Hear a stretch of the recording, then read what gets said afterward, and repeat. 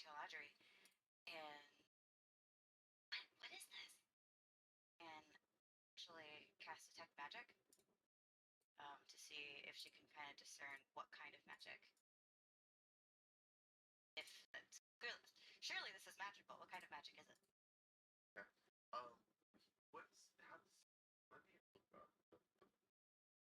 Yeah. For the duration, you sense the presence of magical effects within 30 feet of yourself. If you sense such effects, you can take the magic action to see a faint aura around any visible creature or object in the area that bears the magic. And if an effect was created by a spell, you learn the spell school of magic.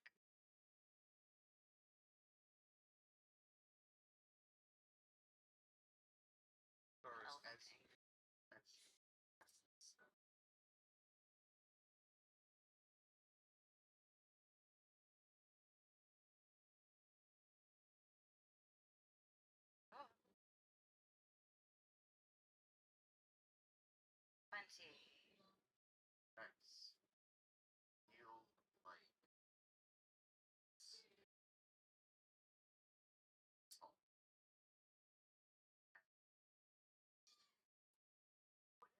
what's this effect? However, it's subsides.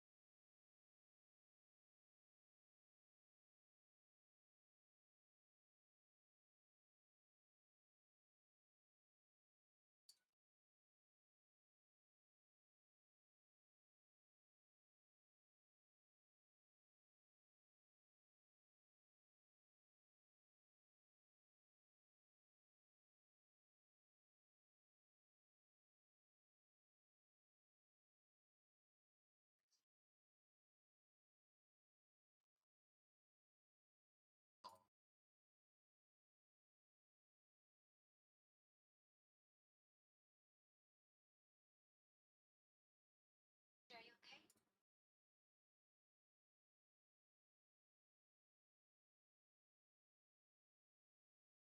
What do you mean? Got jobs. You were just on fire. Are you okay?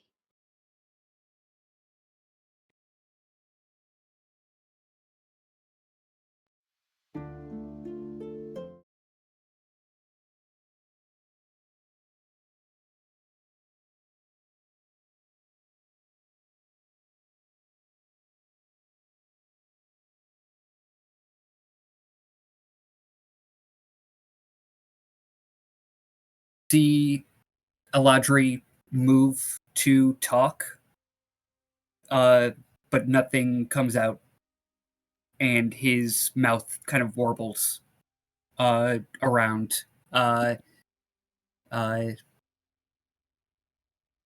he just looks at you. Whoa. Staris puts her hand on his hand.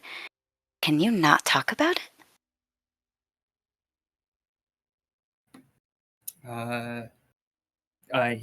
He just kind of holds his head in his hands and kind of collects his breath, breathing in, breathing out.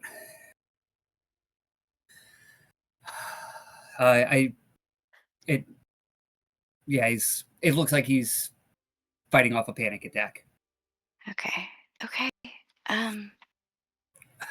Goodness gracious. Just breathe. Are you in any pain?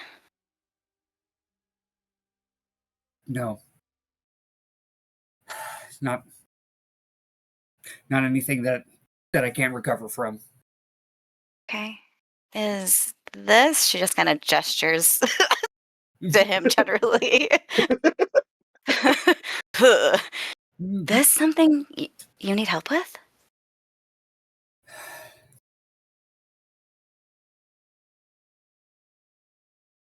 I think any help is beyond what you would be able to offer. Stars, I just appreciate your time and your concern. Okay. Well, now I'm really worried. But if you're okay right now, I guess it's okay. For now, we're okay.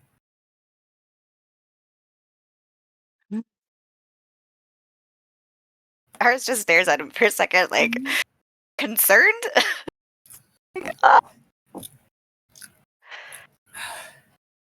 You both have a few hours before the rest of the party will be rested enough to continue.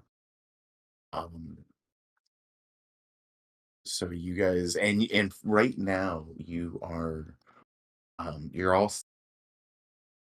the goat is keeping watch outside and knows to bray if it sees or senses anything. Dominic has, I think, a small mouse like curled up like in the small of his neck, kind of like on his collarbone and his neck. Kitlin's nearby, Pamela's in the closet, Bernie's kind of nearby in the corner. But otherwise the room, save like, the soft snoring, and the occasional exhalation that the cave just continues to breathe. It all seems relatively quiet.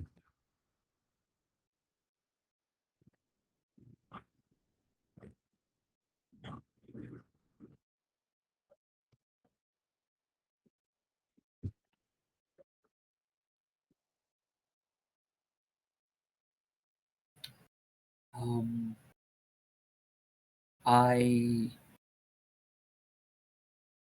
Eladra goes over to his bag and pulls out the dragon chess set.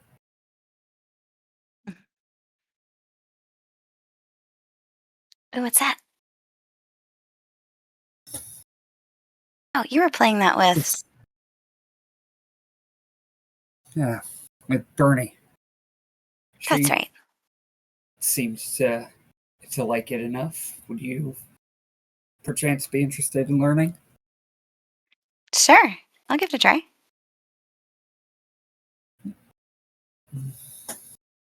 Get out the board. It is a little worn.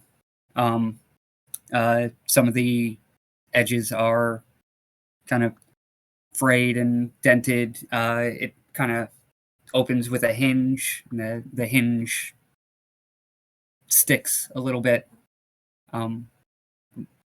Eladri very carefully, very meticulously sets all the pieces up. Make sure that they're all facing in the right direction. And Cyrus, as you watch him do this, you see this box that the game comes in.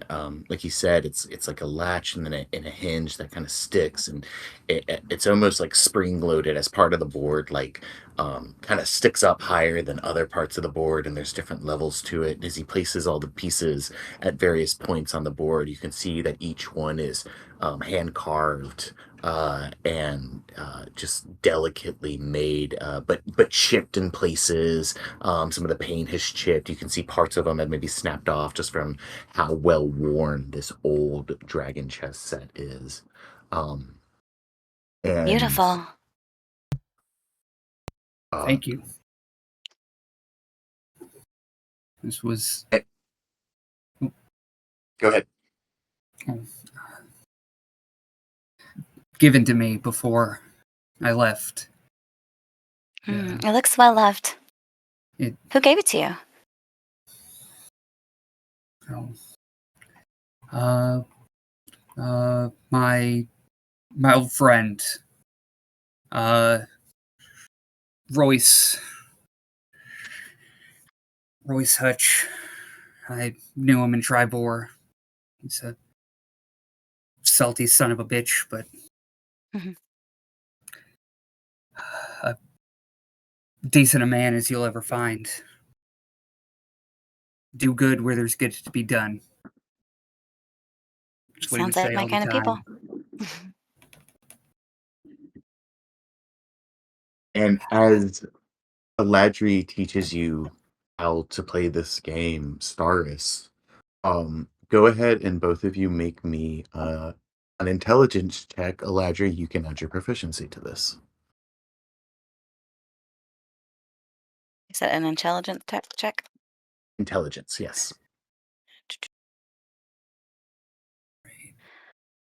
We'll add 2. Nice. 14. Not bad. Yeah, I was worried. Rolling on through. 17 all day. Taurus, you pick up the game pretty quickly. Um, you have a clever mind and a creative mind, and I think you see unique patterns and just pick up on the rules pretty quickly. And I think Galadri, you're a little surprised at how challenging of a match Staris is. But as close as the game is, Galadri, just by having a slightly more experience than you playing the game, Staris ultimately is the victor. And games can last for a good while. Like a good game can maybe take an hour or so. And because he's teaching you, and this is such a good game, I think it moves even slower. And so the night does begin to pass pretty quickly as you guys have this game to sort of distract you from the long hours and the stillness of echoing mine.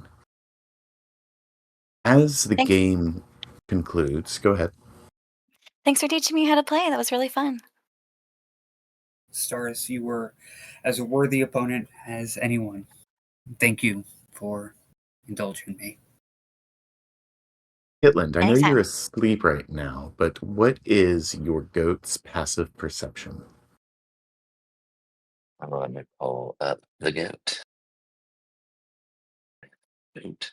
If you don't know what its passive perception is, you can just tell me what its wisdom is. Wisdom is a 12 plus Okay, so 1. its passive perception would just be 11. Um, So as last perception in the 11. Yep. okay, cool. Yeah, Yeah. as you guys are finishing up your game, and Saris is thanking you for the game, Landry, you see, kind of tucked up against the wall, or maybe Saris, you're still wearing it on your back, wherever your short bow is, you see it begin to just dazzle and glow, just faintly, just for a second, and then stop. Huh. That was weird. And I think you even see your party stir a little bit because the bow would alert them of the danger as well. But it was almost um like it wanted to alert you of danger, and then like the danger was gone.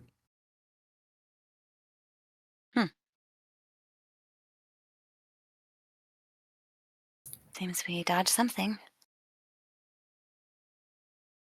Let's hope so. Both of you roll me a perception check. I think as you just sort of tense and take in the situation as this sort of blip happens. 17.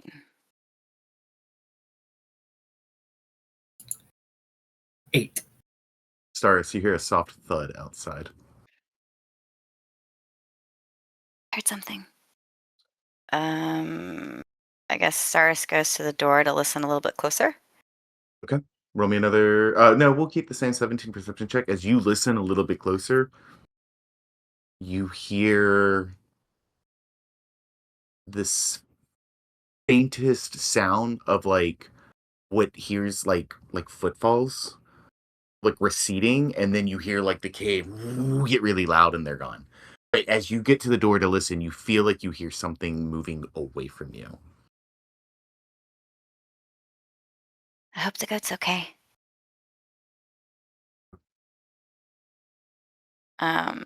Yeah, not wanting to open the door and disturb anything else. I think Staris is going to just stay still. I think Okay. whatever it is went away.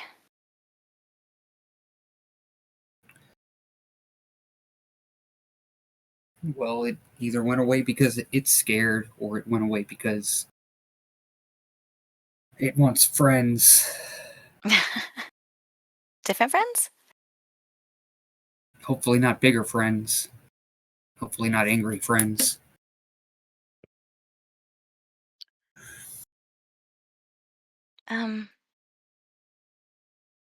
Do you want to tell the others about the fire on your neck and your wrists? Or is that something you want to keep between us? I'd rather not have them worry. If you would do me the pleasure of keeping this between us, stars. I appreciate it. Okay. But if the time comes, if there's anything that I or we can do, we would help you. And that hasn't been taken for granted. Thank you. He gives you a wry smile, Staris. Stars puts her hand out for some low bones.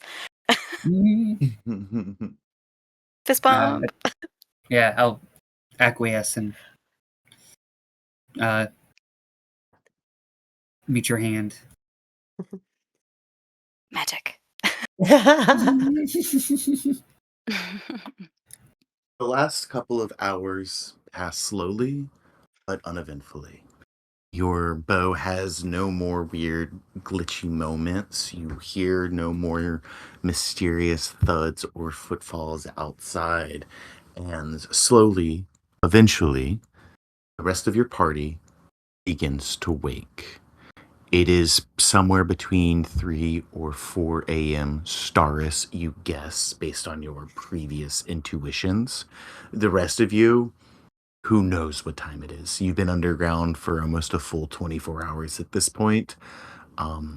You could maybe roll for it, but at this point, I think you're starting to develop your own sort of natural rhythms just based on your weariness and your own exhaustion of your own efforts.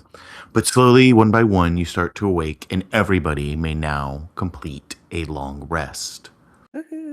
Woo! Hitlin, both of your animals are gone, I believe, because as you finish a long rest, Yep. they reset. Yes. So, Dominic, as you awake, the mouse who had curled up underneath your neck is no longer there. And you can all safely assume that the goat is probably no longer outside keeping watch anymore either. Oh, my neck was all warm and stuff. We'll see you next time, Lungs. I will also say, I know narratively, a lot of you were sort of asleep for all of this.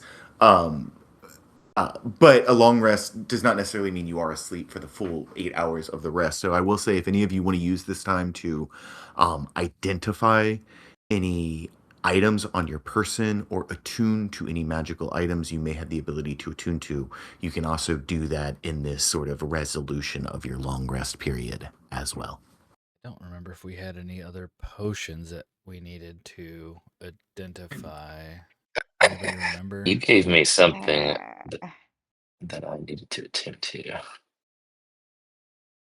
Yeah, go ahead and take a moment to look over your inventories. I'll also say I think the only person who can do this is Bernie. But Bernie, if you need a moment to swap out any of your spells, you can go ahead and take some time to do that as well now. Oh, Cool. Yeah. You know what I've attuned to is those of striding and springing. Nice. And I forgot I had the ring of protection in my bag, so I'm gonna attune to that. Nice. Jumping all over this motherfucking cave. This man is a monkey. With its 9 foot tall ceilings. Point out, point out, point out. I forgot that ring of protection's dope too. It gives me a +1 to AC and +1 to saving throws. Yes, sir. That's pretty dope. Me a 17 AC, baby.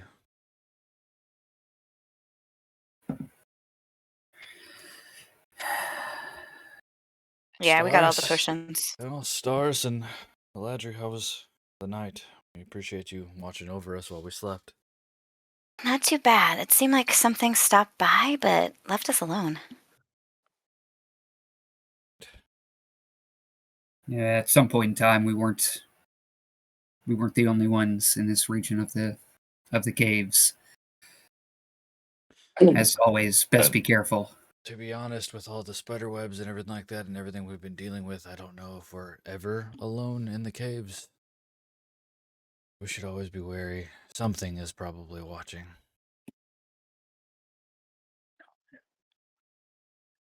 Dom, can I have the me rat ball back? Oh, yeah.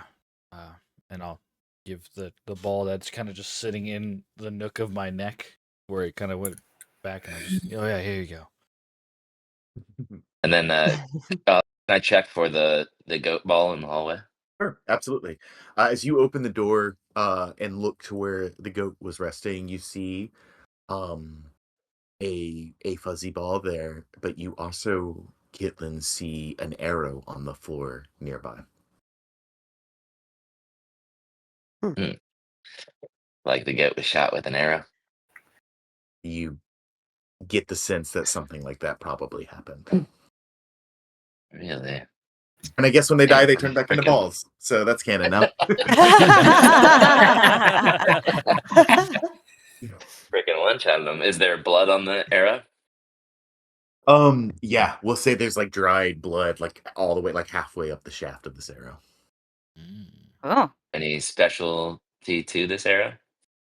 I'm gonna looks take like- it and put it in my quiver. No, it just looks like The- a regular In my arrow. quiver. it's a blood I will arrow. say, The blood arrow. roll me an investigation. Okay, Kitlin. Quiver. Okay.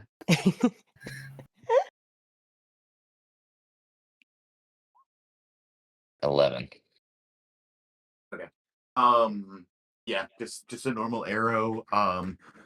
What well made. Looks like the feathers were probably gathered from like local stuff. So it looks like all like the material, just from what you can gather from the arrow, looks like its material is made from like local areas. But yeah, nothing unique or special about it. And you can easily add it to your quiver, but it doesn't. No unique items are added to your inventory.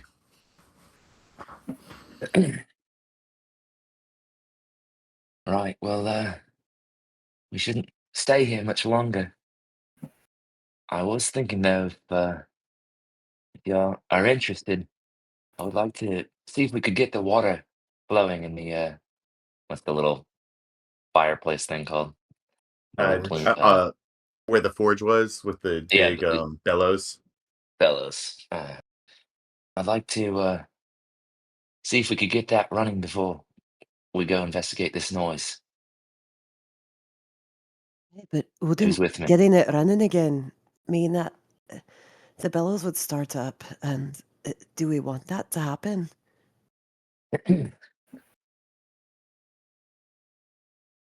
Right. I don't know why, but I just feel like this water running will be helpful to us when we're down there. The tinkerer can't help himself. Well, depending on if the bellows are used for weapon making or anything like that, it can go either way. Somebody can get behind us and Right. start making weapons. Aye. Right. Well, I guess we know that they were making Ethereum there, right? Because we found the powder and whatnot. You deduced that once the Ethereum was found wherever in this mine, it was probably the ore was taken here and melted down in the forge where it was turned into ingots, and then those ingots were taken to the workshop where it was crafted into whatever it was used for to help this ancient civilization rise in power. But you started thinking, it's like, okay, so this was where the material was broken down, and then this is where the material was like crafted. Mm. Kind of like in Skyrim, where you like take your ore and you put it in the smelter, and then you get the ingots, and then you can take the ingots to the forge and craft stuff. I don't know if anyone played Skyrim, Yep, but this get would be that like herd. the smelter. Yeah, this would be the smelter, and then this would be like the forge. Nice. Fall in. Well, I'll come with you, Caitlin. At least we can take another look at the forge or at the smelter. Yeah, I'll come investigate it too. I don't know what we can do with it, but we can at least learn about how it works. Aye. Yeah, I'll You go. all Yeah, well, strength in numbers. If you go, I think we should all go. All things considered. Agreed. okay? I love your enthusiasm, Caitlin. So as you all make your way back up the stairs, back past the workshop, and through the hallway into the smelting room, Through the carcass of a I giant fucking spider. love that you guys did this. By the way, so I think Kitlin seems pretty eager and gung ho to do this, so we'll say he's leading the charge. And as you enter this smelting room, need to find a minute. Sorry, where's my thing? I had it. It was right here. This is um.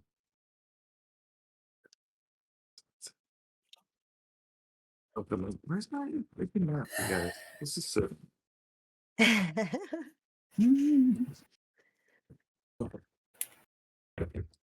There's like one sheet that's like my cheat sheet for everything I'm doing, and I swear I had it 4 seconds ago. I can't think of this. Oh, good.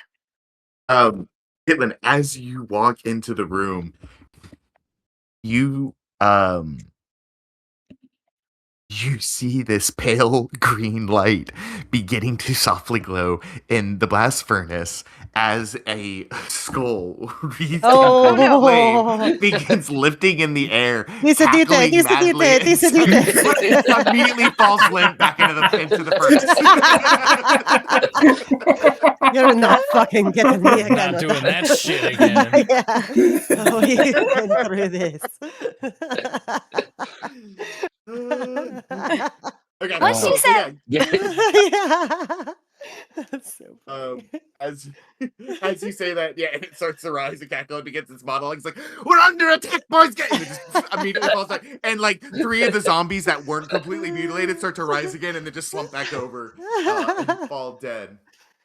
So yeah, just know that flame skulls might come back to life unless certain precautions are taken to prevent rejuvenation. Oh. I think But- Bernie, thinking about that skull that she shot in the other room, she's gonna walk up to the skull and just fire a starry wisp into the head, and just kind of like try and do the same thing where she like purifies the remains. Okay, cool. Roll me just roll me damage. Okay, cool. 2 damage. 2 damage. 2 seconds.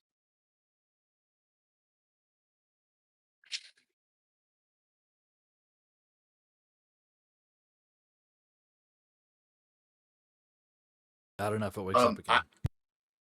I will say, as you try to cast this starry wisp on it and try to kind of exercise the magic that still possesses it, the corpse of the wraith was this fragile thing, and your starry magic was more than powerful enough to completely just wither the warps, which was that wraith's anchor to this world. And once the corpse was purified, the wraith had no anchor, and so the wraith was gone.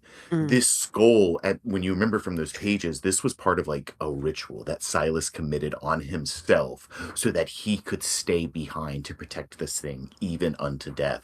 And as you blast it with your radiant energy, the skull like just absorbs it, and it like burns like a hot white for a second. And then as the spell resides, like it just sits there in the brazier, and it doesn't evaporate in the same way that the corpse does. And you get the sense that while, this magic might not have purified it in the same way that it did the previous undead, just saying the word DCD did cause the magic to completely cease. And so there is that sense of security that, well, at least we know the password for this room's alarm. Yeah, okay. But the skull is not purified from Okay. This room. Okay, cool. Hate that. You're right. And Kitlin, it looks like you jumped down into the channel where the water wheel is. Right. And I'd like to go back over to the little grate that's in the wall, and now with my moon shoes, I want to jump up and see if I can see any like blockage down the way, because I'm assuming that the water came from this one, right, the higher up one, and then it flowed into the lower one down. Yeah, so this is down all there. kind of the same level, more or less. I think there is a gradual slope down towards like the eastern wall, but more or less this is kind of all the same level. And you've got this kind of small grate in front of you that covers this hole that is maybe like a foot and a half tall. So it's like this, almost like this, like maybe a sewer or something like that. Like it's this Hmm. very low kind of graded area, and it looks like the grate is pretty old, and you can see parts where like um maybe there's been some erosion and stuff where there's like a small little gap between the grate and the stone, but for the most part it looks like this way is effectively like blocked unless you can find some way to like remove this grate through either magical means or force, or find some way to like teleport through it, or gaseous effect, or something like that. And then also you So can see through the grate a little bit into the darkness, and what you see as you look in is, let me do this really quick. We'll do polygon. You see this like small low tunnel. Again, it's like about 2 feet high, that seems to go back maybe 10 feet and then turn 90 degrees towards the left, towards the interesting. west. Okay. Hmm. Can I try to pry the grate off with my piton? I will say, yeah, you can use like a And piton and like some and a hammer to like kind of hammer it yeah, in and like use yeah. that to wedge it. I'll All right, say that whole actually, I have a crowbar. I'll use a crowbar. Oh, even better. So I'll say it'll take you way less time with the crowbar. You still think you might need to like hammer it in a little bit to try to like wedge it Sure. some. So it will make some noise. But it'll take less time, and I'll let you make this roll with advantage. What am I rolling? I will say you can either roll intelligence or strength.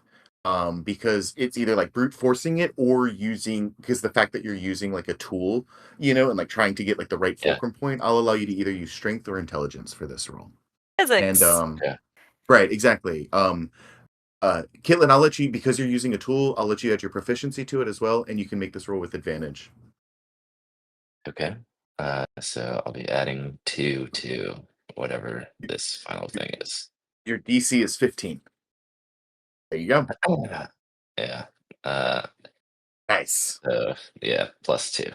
So 23. So while Caitlin's working Ooh. on this, the rest of you, as you kind of enter the space, you see this big water wheel. It's dropped into a canal. There's like a mechanism that like moves the water wheel to like into like a position where like it'll take the water and move it back out of it. It's connected to the bellows that will pump into this massive blast furnace. It looks like there were once 2 hallways to the south of this chamber, but they've been completely choked and blocked with rubble. And if you remember back to your fight with the Beholder, there were 2 tunnels leading north that were choked with rubble from that room. You get the sense that these probably once connected to that dining hall. Aladri, as you make your way to the opposite end of the room, you do see a small wooden door at the end of that hallway. What are the rest of you doing as Kitlin's just clang, clang as he's hammering this Yeah. crowbar Yeah. I think Bernie's kind of like fidgeting a little bit, like nervously watching, Aladri go one way to the door, and yeah, Kitlin like opening another grate that we have nothing, you know what I mean? And she's just like, Yeah. oh, Oh no. Her hand's I literally on a skull that almost killed all of them like yeah, 8 hours yeah, ago. yeah. Looking down, the skull is not destroyed, and I kind of just, she kind of peeks her head around the furnace, and team, could we just take a breath and kind of all talk about what we're doing before we go willy nilly opening Throwing doors the to grate on the As ground. soon as you say that, Bernie, you just hear this loud, like, as Kitlin has now gotten the grate completely off, and it just crashes to the floor. Bernie definitely Wow. face palms, like face and palm, just sighing, shaking her head back and forth. Just I, not I paying think it's attention at all. Just going as fast as I can. I think it's gonna be okay. I, Is the skull on the floor? alright. The skull is literally in the blast furnace. That seems to be Oh, kind of like okay. where it comes out from. And Got it. so as Bernie screamed Decidite, she kind of scrambled up to it, and then like, because it's a touch spell, it's a range spell, right? Yes. Yeah, yeah, yeah. It's a range spell. So I still think you had to kind of like get up there just to get like line of sight Totally, on to it because see it was it, yeah. inside the furnace. Yeah. But you kind of could stand on the edge and do it, and you watched as nothing happened, and then clang, clang, clang. Oh Have my it, take your eyes off it. god. And you see I kind of Stars feel kind of like scrambles up behind you. we should destroy it just for good measure. Hey, you think I should just keep hitting it? Here, Roll me either a religion or arcana check, either of you. see. 5 for me. You said either, not both? Or can we both roll? Yeah, Okay, Stars cool. can make one as well. We'll do Arcana. Or religion. They're like the same. 13. Okay. 13. Staris, you get the sense that because you saw this thing get like rocked by your spells and by your weapons, like it physically got battered, and it looks like it hasn't suffered any like physical wear and tear, right? So it was basically like you exhausted the energy of the magic that was keeping it contained so much that the magic was like couldn't go anymore, and it was battered enough, and that it was defeated, but it obviously wasn't stopped. So the only way to stop this, you get with a 13, is like there must be a magical solution to this. Okay. With a 13, I think you and just kind of with the knowledge you have and like background you have, Staris, you get the sense like something like a dispel magic or remove curse might be strong enough. Gotcha. I don't know if I have anything to like permanently clear the magic from it. Do you? I don't believe that I do. I've never encountered this kind of strange magic before. Yeah, I was just thinking about smashing it, but I don't know if that's gonna work. Hey, it doesn't seem like it's taken any physical damage. Perhaps you think we should just move it? Sure. Stars casts Mage Hand to reach in and scoop up the skull. Okay, cool. Where do you put it? You just want to put it in your inventory? Do you want to take it with us?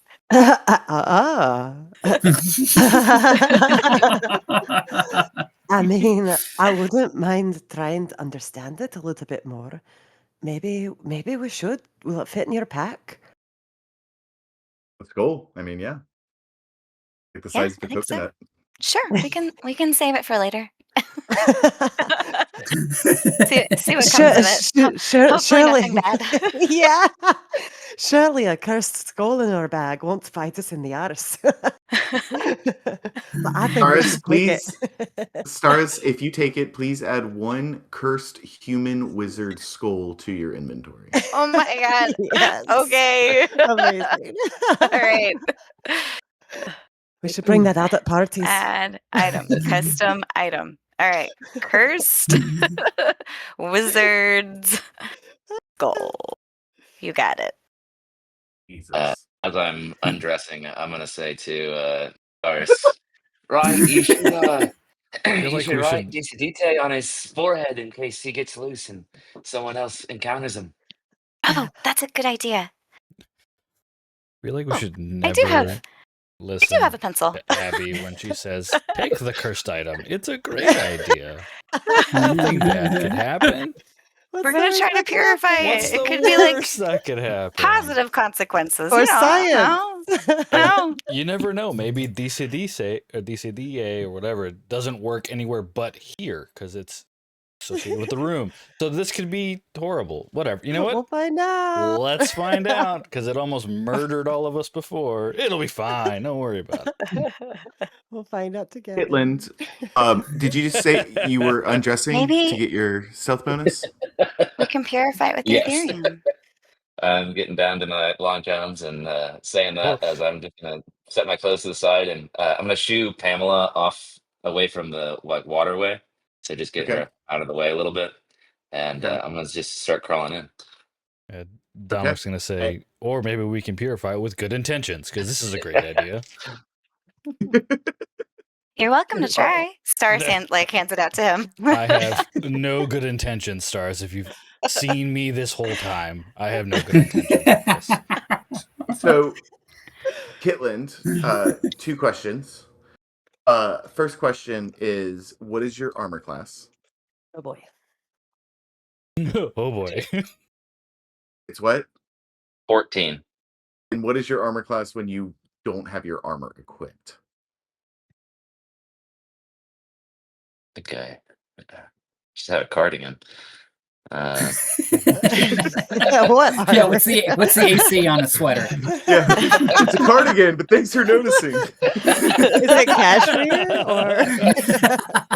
Linen. It's a linen cardigan. It's pretty breathable. It's pretty nice.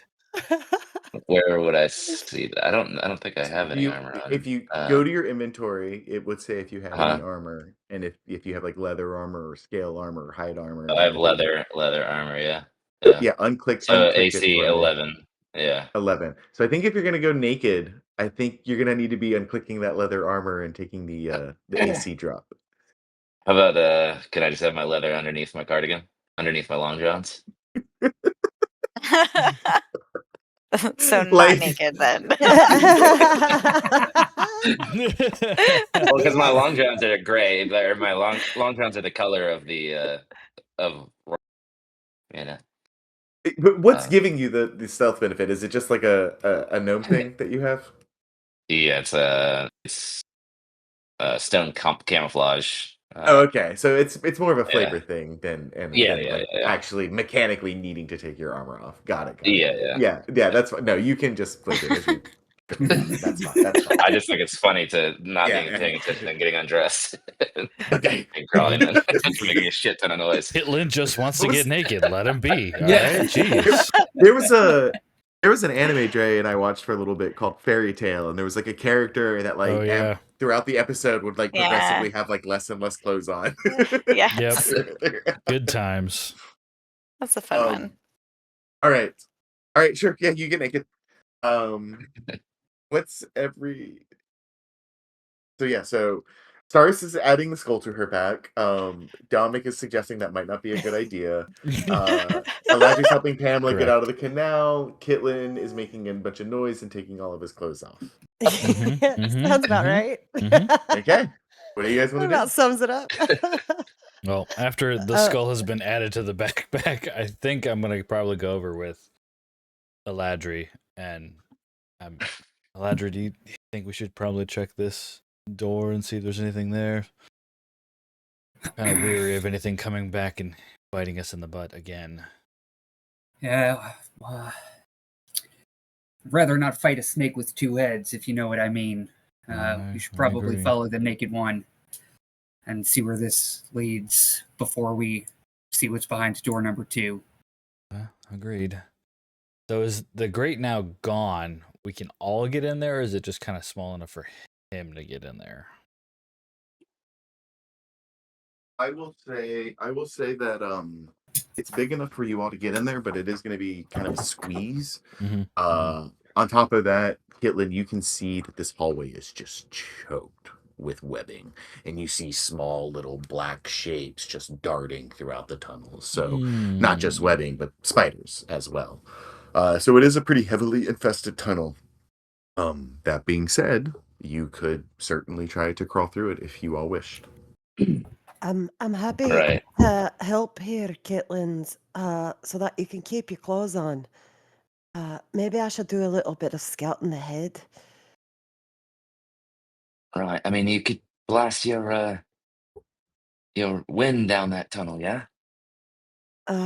Unfortunately, I can't right now. That's not something that I thought about. Right. I'm gonna pull out my grenade. No, Caitlin. And Bernie's gonna scramble down the furnace and run over to Caitlin and just kind of like grab his Right, shoulder. I'm gonna blow it up. Yeah. I got your Hey, wing right Druid. here. Caitlin. Hey, Druid, can you do a wind spell? No, I can't. All right, I'm gonna pull out my grenade.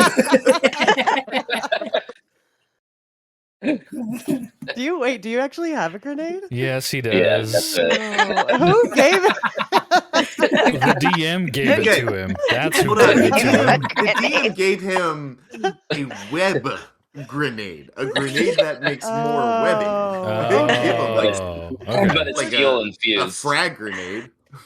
Yeah, but I soaked it in fuel, so it's a fuel infused spiderweb grenade. That's right. That's right. Now it's just a water balloon filled with gasoline. Correct. Yeah. So it's still bad. Kitlins, sometimes the way is just quietly. I'll not causing a big ruckus, please.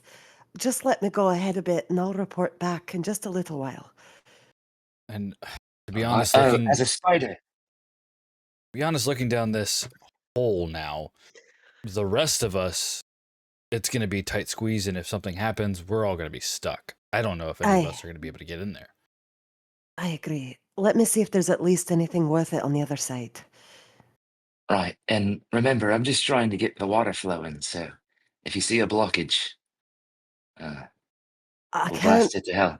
No, I can't promise that I'm going to be blowing anything up. But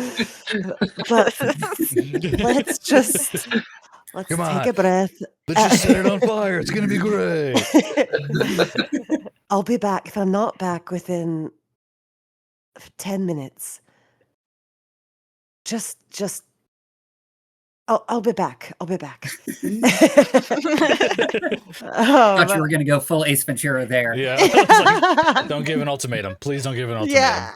Yeah. And I'm going to wild shape into a spider. Nice. Yeah. Very cool. Bernie, as you crawl into the tunnel and turn into a widow spider, Widow spider. Widow spider. let me get you a person really quick. Widow spider. It's spider. Bitsy widow spider. Just a little guy. A Just a little little guy. guy. Just a little guy. He's itsy bitsy. There you go. Yeah, There's there Bernie. you are. Oh, There's little Bernie. guy. Little Silly. guy. That is delightful.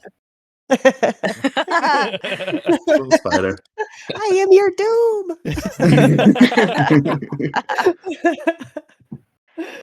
Cool. You should have control now. You make your way into the tunnel, Bernie, and you can see it's filled with webbing, which you are able to walk through with ease. And you see dozens of spiders, just bigger than you, smaller than you, crawling all through this web. And as you come in there, they don't bother you, they don't attack you, they don't harass you, but all of them, Bernie, you notice as you get about 3-4 feet into this tunnel, are watching you. Yeah.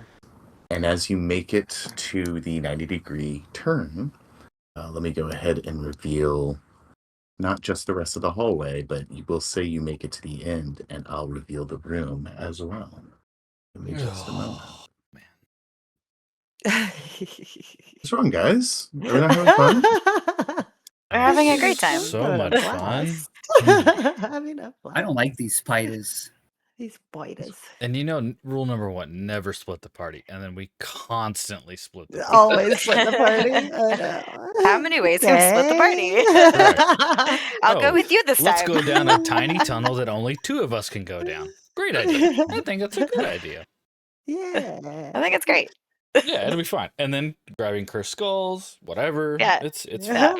You know what?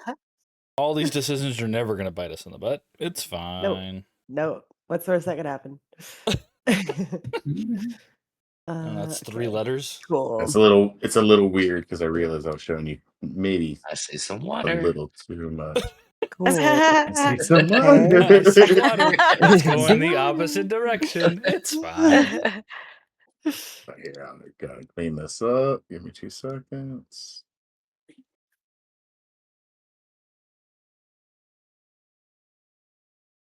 Yeah, something like that. It's kind of I what just you want see. to build like a machine gun, don't you, Kitland? I feel it. Flamethrower, probably. Yeah, there you go. A grenade launcher. Great. Bazooka. As you make it to the edge of this kind of small tunnel, you see a lot. You see At the edge of this tunnel, there is a great pit that drops about 20 feet deep. A massive pit that has been dug out here. And across the way, you can see from the western wall where water is flowing from that direction and comes to the other end of the pit where it cascades about 20 feet down to the bottom of the pit and then slowly makes its way to the north where it kind of flows out of view. So instantly you realize that getting that water source here, it's going to be really hard to do with a 20-foot hole between where the water's flowing and this tunnel where it needs to come. Mm. The other thing you see is down here in the corner. You see this very out of place scene. There's a vanity set up down here. This kind of simple looking, thin kind of not desk, too thin for a desk, more of a vanity. It's got a small stool facing it, and against the stone wall here on top of the vanity, you see this 3-foot ornate looking glass, this beautiful mirror. And roll me a perception check, Bernie. Okay. You see the mirror itself is kind of like stuck to the wall as it's shrouded in webbing. And that's sort of what's holding it to the wall. And you see a pale elf with long white hair sitting in front of this mirror. She appears stuck in some type of meditation, and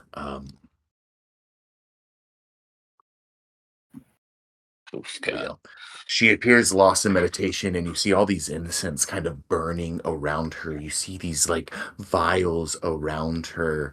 And as she's meditating, her body's kind of swaying and undulating a little bit, and you can hear her speaking in a language. Do you speak Undercommon, Bernie? I do not. You hear her undulating in a language you do not understand. What did you get on your perception? I rolled a 14. I think I need to add the spider's perception, but I'm not sure You what keep that all is. of your wisdom and intelligence Sick. Okay. scores, I So believe, when you 18. wild shape. Cool. You see carved around the frame of this mirror are all these like effigies of various spiders. It looks like they're almost crawling around the mirror themselves. And the woman's undulating kind of stops. And she looks at the mirror for a moment. And you see she turns and looks directly towards you, Bernie. Oh, fuck. Ah,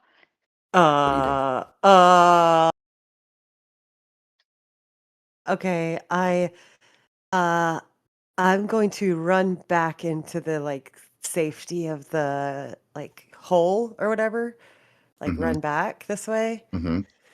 And I'm gonna turn to one of the spiders in the web and speak to them quickly. Who is that?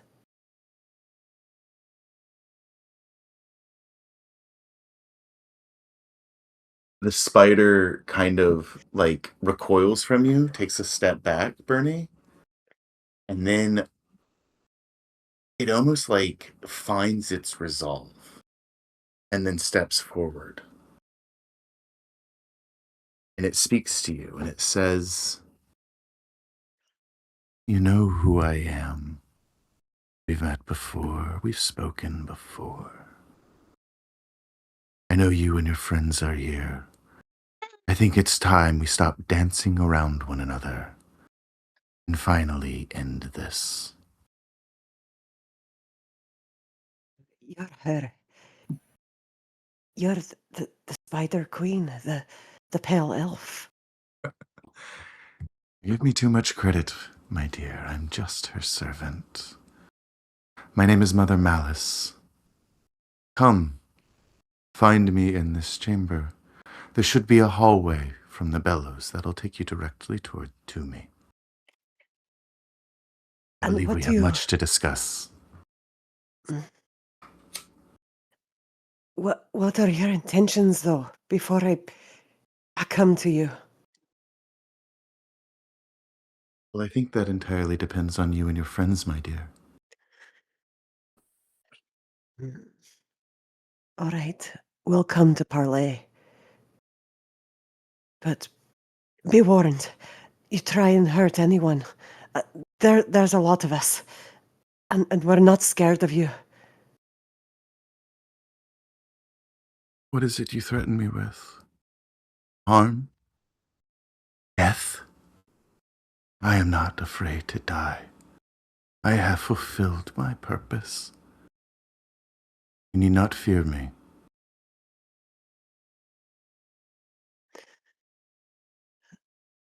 Right. We'll talk more. And I'm just gonna turn and come out of the hole. All of the spiders in unison, as you turn and begin to exit, say to you, Bernie, I'll be waiting.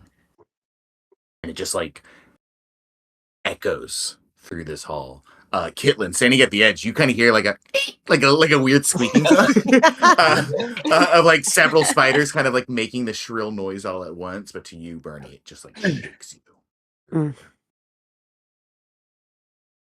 Bernie's gonna crawl out of the hole, and like as soon as I'm out, I'm gonna wild shape back in Okay. to my regular form. She's here. She's there. The spider, the pale elf. I spoke to her. There's a whole other room. Caitlin, there is water, but we have bigger problems than that. All right. I should She's probably in get the room? dressed. Wait, you mean Ah. the pale elf, the one from the forest? She didn't look familiar. She said that I think she's a direct servant of the queen, the spider queen. I don't know who she is, but she wants to You speak to you us. don't recognize her from, like, I Bernie, guess. you Okay, would well, we fought 1,000%. her, yeah. Yeah, you would recognize her as the one who was like floating in the air Oh, when you all oh, fought my and never bad. went to her. Okay. Yeah, yeah, Okay, she was sorry, that one. sorry.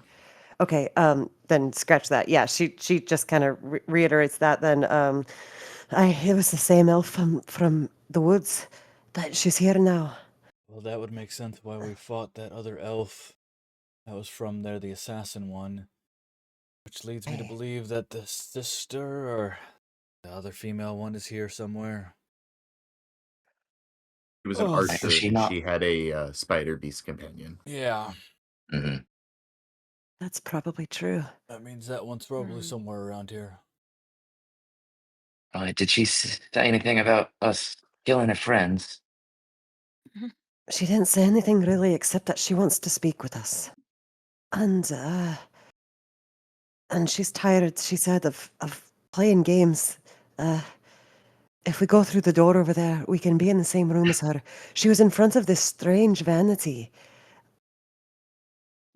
It's like she was in a trance or in another place. I wonder if it's a way to speak with the pale elf. I think unless we want to go down into the dark, this is our next step. But I want to make sure that we're all in agreement that we should take this step. Did she say who she was? Did she say who she was? The Whatever. recording will prove me. We'll say that, like, because you called her the Spider Queen, and she's like, "You give me way too much credit. I'm just one of her servants." We'll say I thought you she said would have Mother Malice. introduced But herself. Oh, Yeah, that's right. That's right. my name is Mother Malice. Malice. Yes, Yeah. that's right. So Okay, we'll say thank you. yes. Um, Thank you, Stars. Yep. Mother Malice, she said, is her name. What did she want to talk to us about?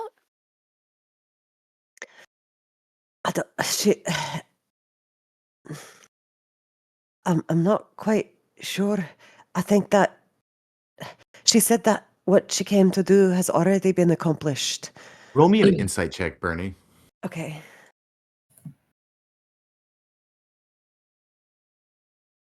Uh, 18.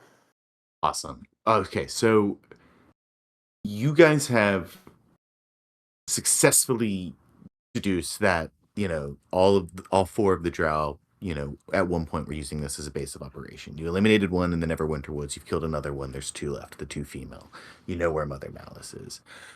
With the inside of 18, Bernie, what you just experienced, the vanity, the weird meditative states, the spider speaking to you, your mind goes back to that conversation you had in the woods with the other spider. Mm-hmm. Its mannerisms were the same. You were talking not to that spider, you were talking to Mother Malice then as well. And I think you start to realize that this mirror, like Dominic just said, it is like she's in another place. It might be a way to communicate with the pale spider. You get the sense that maybe this is her way of accessing the network of spider spies that they have throughout this kind of greater area and commune with and through them. You also get the sense that something very unnerving about what she said. Their work is already done. She has this uncomfortable confidence to her. She even said she's not afraid of death. Maybe she does know that you've killed some of the other ones, and maybe she doesn't seem to care about that. You also kind of have some insight about the Drow people. I mean, these are the same people that ran your ancestors from their ancestral home, and caused you, to flee to the surface, as your tribe did generations ago. So I think there might be a bias towards, these types of creatures being cruel and violent and selfish and self-serving, especially with that conversation you had with the spider, right? All we want is to consume, all we want is to take.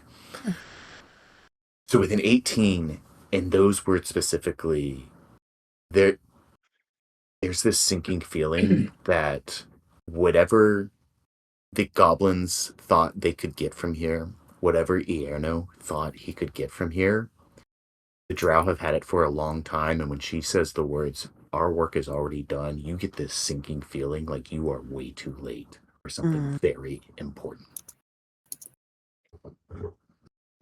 Shit. So now, with that kind of realization, and the rest of you kind of hearing this information from Bernie about what she just discovered, you have, we'll say, 2, maybe even 3 options at this point. You can come through this hallway, as Mother Malice suggested, hoping that it will lead directly to her. You can investigate whatever appears to be the source of that exhalation that just breathes through this cave every 30 or 40 seconds if you want to go back down the stairway. Or you know that Gundren is somewhere back at camp if you wish to double back and try and warn him of the dangers ahead. However, just know that you may risk running into some of the cavern's threats if you go back that far. So with that knowledge, I'm going to ask you, what would you all like to do? Right, I think we should talk with her. What? But should we, My only should one of thing us with hang that- back?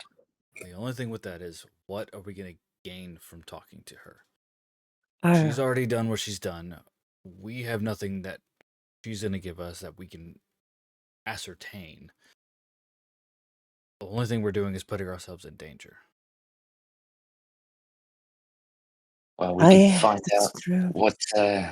what's down there making all that racket from her. I And mean, what's she's Right, we got gonna, could get spiders all information over. about what they've done. and what's to say they're not going to lie to us? What's to say they're even going to tell us anything? There's too many unknowns with her and her whole, I guess, tribe or whatever it is that's over there. Also, if we go into this other room, we could be ambushed by the archer and their spider familiar and possibly more spiders. I don't know, there's too much of an unknown going that way. The only thing we know is that she's possibly in a room in the back. I don't know. I have a weird feeling in the pit of my stomach that we need to just get to the bottom of this. I think at some point we're gonna have to face her, but I tend to agree in this moment, Dominic, that perhaps we go and check out what's going on at the bottom of this cave first. See if it's helpful or harmful. Like you've all said, whatever they've done, they've already done. The only useful thing I see in that room, besides more information, is we could destroy her access to the network of spiders so that she can't watch us anymore from at least this point. But I'm not sure even if that's gonna help right in this moment. They already know we're here, and they already know what we're doing. Hmm. I think that That I is vote true. to go to the bottom, or at least figure out what's at the bottom. The last thing we want is to go into that room blind, talk to her, get ambushed by everything in this cave, including the thing that we don't know about at the bottom. It might be best to gather as much information as we can. But check out the unknowns. Hey, I think there's danger everywhere. yeah, agreed. All right, I suppose we'll take it to a vote. Who wants to go and talk to Mother Malice? I'll raise my hand for that. Pamela barks. I think Stars raises her hand for that too. All right, that's 3. And then who votes to go and check out the downstairs and make sure that we're not getting something even more worse down there? I think Bernie raises her hand. Yeah, Eladri puts his helmet on and drops the visor down. It looks like you have the deciding vote. Maybe don't know because we're gonna tie if you vote with us. No, Why do we have to have an even team? Sure. All right. Pamela's a So point there- 5. Yeah, I'll say Pamela's vote and mine are the same. So, Dominic, it is up to you.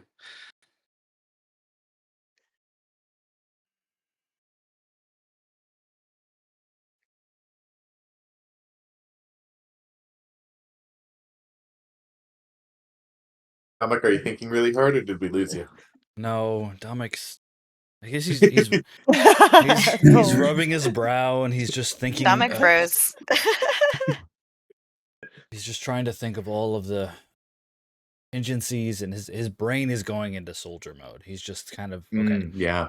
We go this way. This could happen this way. We go downstairs. We don't know what could happen. The spiders could then eventually, if she's still alive, they can ambush us downstairs. And No sabemos nada. Ooh, that was Big Dominic, Thunder. I think as you're kind of having this moment, I think you have like a flashback to a time when you're training with the was it the Golden Lions? yeah, So before you joined the like special forces team that you eventually fought with, so young, you're training with like one of your like older cousins, or that who's already like seen a little battle, and he was at a point in his military career where he was commanding men, and you had been like training with him all day. It was a really fond memory. He taught you a lot, and like the short amount of time you had with them. And you remember it was like late one evening, and you were all sitting around a fire, and it was like maybe some of your other family, some other cousins, maybe an uncle, things like that. They had some beer that they had found. It was stale and warm, but it was so hard to get beer, so you were grateful for anything. And I think at this point, Dominic, you were still kind of young, but like it didn't matter. You'd been training, you were with them, they saw you as like a soon to be soldier, and it was like kind of that moment of having that bond with these other men, and you remember your cousin, the one you've been training with, saying something about leadership, and in that moment he said something along the lines of, sooner or later you're going to be in a position where you have to make a decision between something that sucks and is horrible and in no way will succeed, and something even worse than that. And in those moments, it's not about the decision you make. It's about having the courage to face it. Because if you don't have it, then your men don't have it. And that's the only way you're going to get through this shit. Is by standing up, looking it in the eye, and meeting it head on.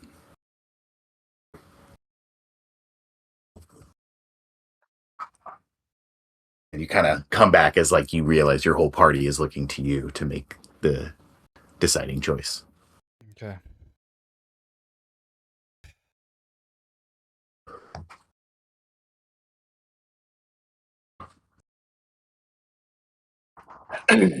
All right. Let's go meet Mother Malice.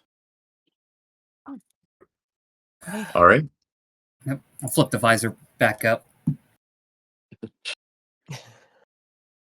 I'll put You- the gloves on. Talking face.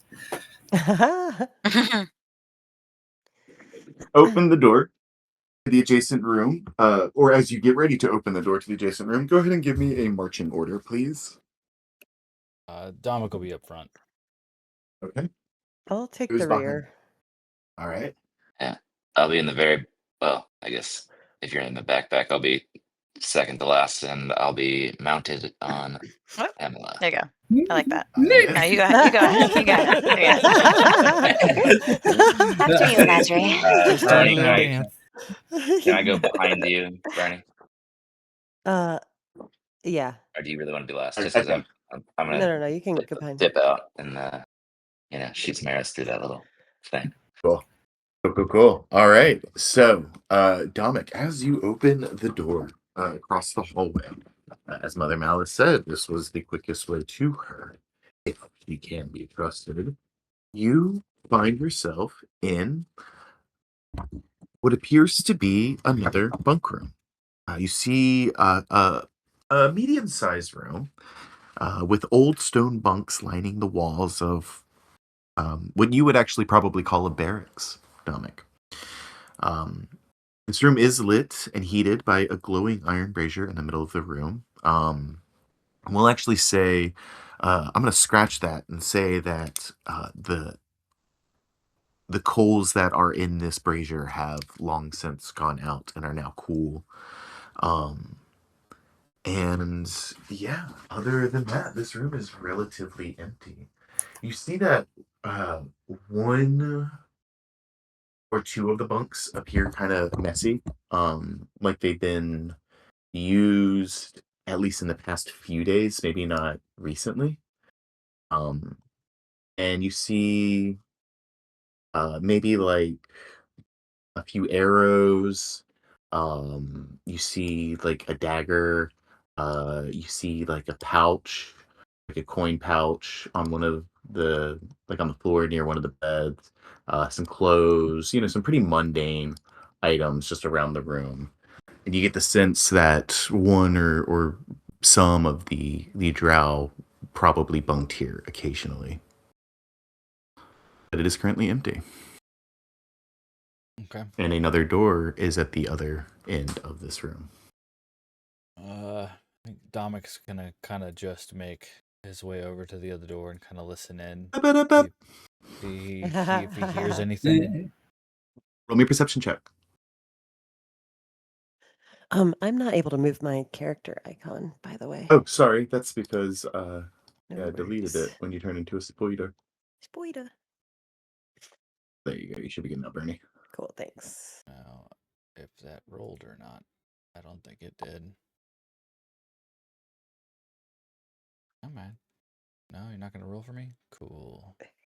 There it goes. 13. You hear Dominic like a soft, like babbling sound, like the movement of water. Okay. And kind of whisper back. Sounds like water. Don't hear any footsteps. I don't hear any talking.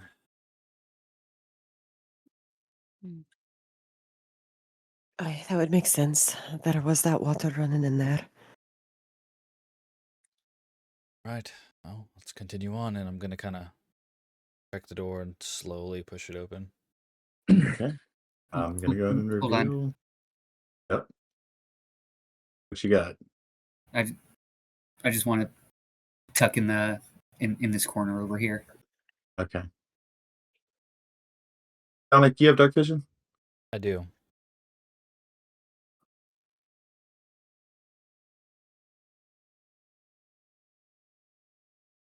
Dark vision up to 60 feet. Cyrus looks under the beds to see if there's anything under there.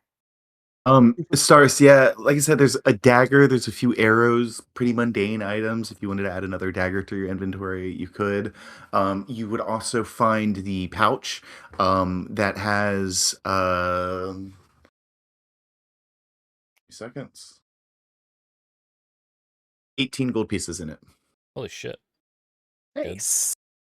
Found some And gold. like various, we'll say like there's like some gemstones and like various different coinage, but it's, ultimately it's just 18 gold pieces that you can add to your inventory. Cool. Pilfered treasures, and so to speak. Dominic, you open the doorway that it opens up into like a long hallway that you're kind of on the side of. Directly across from you, stairs descend into a chamber that's about 5 feet below where you're standing, and you can see just from the limited vantage point of like the sloped stairway that there's like a coast, and you can see like water kind of lapping along this stony cavern floor. So the chamber in front of you seems kind of almost flooded somewhat. To the left, the hallway is unfinished and just ends in like roughly hewn wall.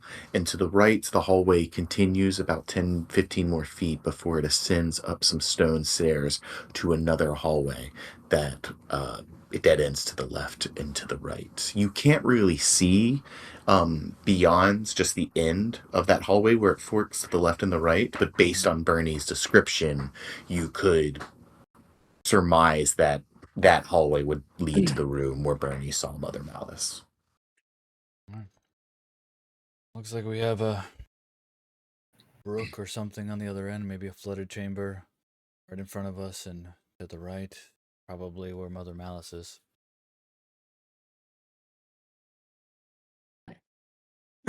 I think Bernie's gonna kind of just. It's almost like she's been trying to keep a smile on for a long, for this whole time, or at least like keep cheery. But just for a second, I think that drops, and she like walks over to the water and just realizes how long it's been since she's showered, or like like bathed, and like Yeah. she kind of looks down at herself in the reflection of the water for a second and doesn't recognize who she is, because her hair is kind of a little matted and unkempt, and like the bright flowers that used to be in her beard are a little bit wilted now, and she's got dirt all over her skin, and she just kind of kneels down for a second, doesn't say anything, and just gently begins to kind of rinse herself off with the water and splash her Okay. face and just take a second, just to clean up a bit and like try and get back to like. That's a good idea. And she just kind of chuckles a little bit and smiles over at Staris. I think it just occurred to me that we've been doing this for a minute. I'm thinking about all these other things, and for a second here, I've forgotten to just make sure I don't smell. Right, I would As step you down from the guys water's edge. do this, and before Kitlin can utter a warning, So good. so you guys enter this cavern in which a still pool fills much of it, and the water is dark, revealing very little of what might lie within. Women and trying to be Sure clean all that the you- time. Trying to smell good. Of the It's- Go ahead. I was thinking about casting dancing lights just a little further. Yeah, can you see can do better. that. Yep. Absolutely. And as the lights illuminate, you can kind of see the shore that you're standing on a little better, and you see that it's like this coarse, thin layer of sediment. And you can kind of smell it's like a musky, kind of almost rusty smell in this cavern. You see to the south there is a hallway that is just choked with more spider webs that you think would lead back to the kind of maze-like hallway where you first entered and fought the gelatinous Q. Uh, and as you kind of sit there and splash your face and look at your reflection, you hear Caitlin call out, "Hey, be careful about the edge." Go ahead and give me a perception check, both of you. Ooh, dirty 20. Nice. 21. Nice. Ah. You Tasty both water. you both kind of see it at the same time. There's like a faint glimmer, uh, like at the back of the pool, like underneath the water. Like something just like shimmers, and catches the light of Staris's dancing light cantrip, and just reflects in just the way that you both see it. Like back here. And as you splash yourself too, the water is icy cold, like almost shocking as you like splash, and it instantly kind of rejuvenates you. Nice. Wow. Ah, it's refreshing. Do you see Ooh. that? Do you see that over there? I do. What's making that light? It's hard for me to keep my curiosity down in this moment. I feel like we're here and we're already in a lot of danger. Why not go a step further? Stars kind of Famous last concentrates. words. Stars and Bernie, chaos agents. Woo! Concentrates kind of the dancing lights, So now we like have more towards that 3 corner. in the party. Yeah, we're taking over. You can see as all of the lights converge and put kind of a spot on this one thing, you see there appears to be like a shape underneath the water. Roughly, it looks like it's maybe roughly like 10-15 feet deep over there. And you Mhm. can kind of see a shape near the bottom, and the sparkling thing seems to be emanating from like the center of the shape. Hmm. I can try to pick it up with my mage hand. Hey, why not? Let me, Those. and I'm gonna turn back really quickly, just for the rest of the party. We were just cleaning up, but there's something in the lake down here. Uh, we're just trying to explore a little bit more. All right, seems fine. Just don't. I would recommend not wading into the water. I think you're right. Yeah, I don't think that's a good idea. Stars casts her mage hand and tries to reach it What is the range of Mage Hand? to the shape. I think it's 30. Ba-da-ba-da. Yeah, it's 30 feet. Okay. And are either Mage Hand or Dancing Lights concentration? Um,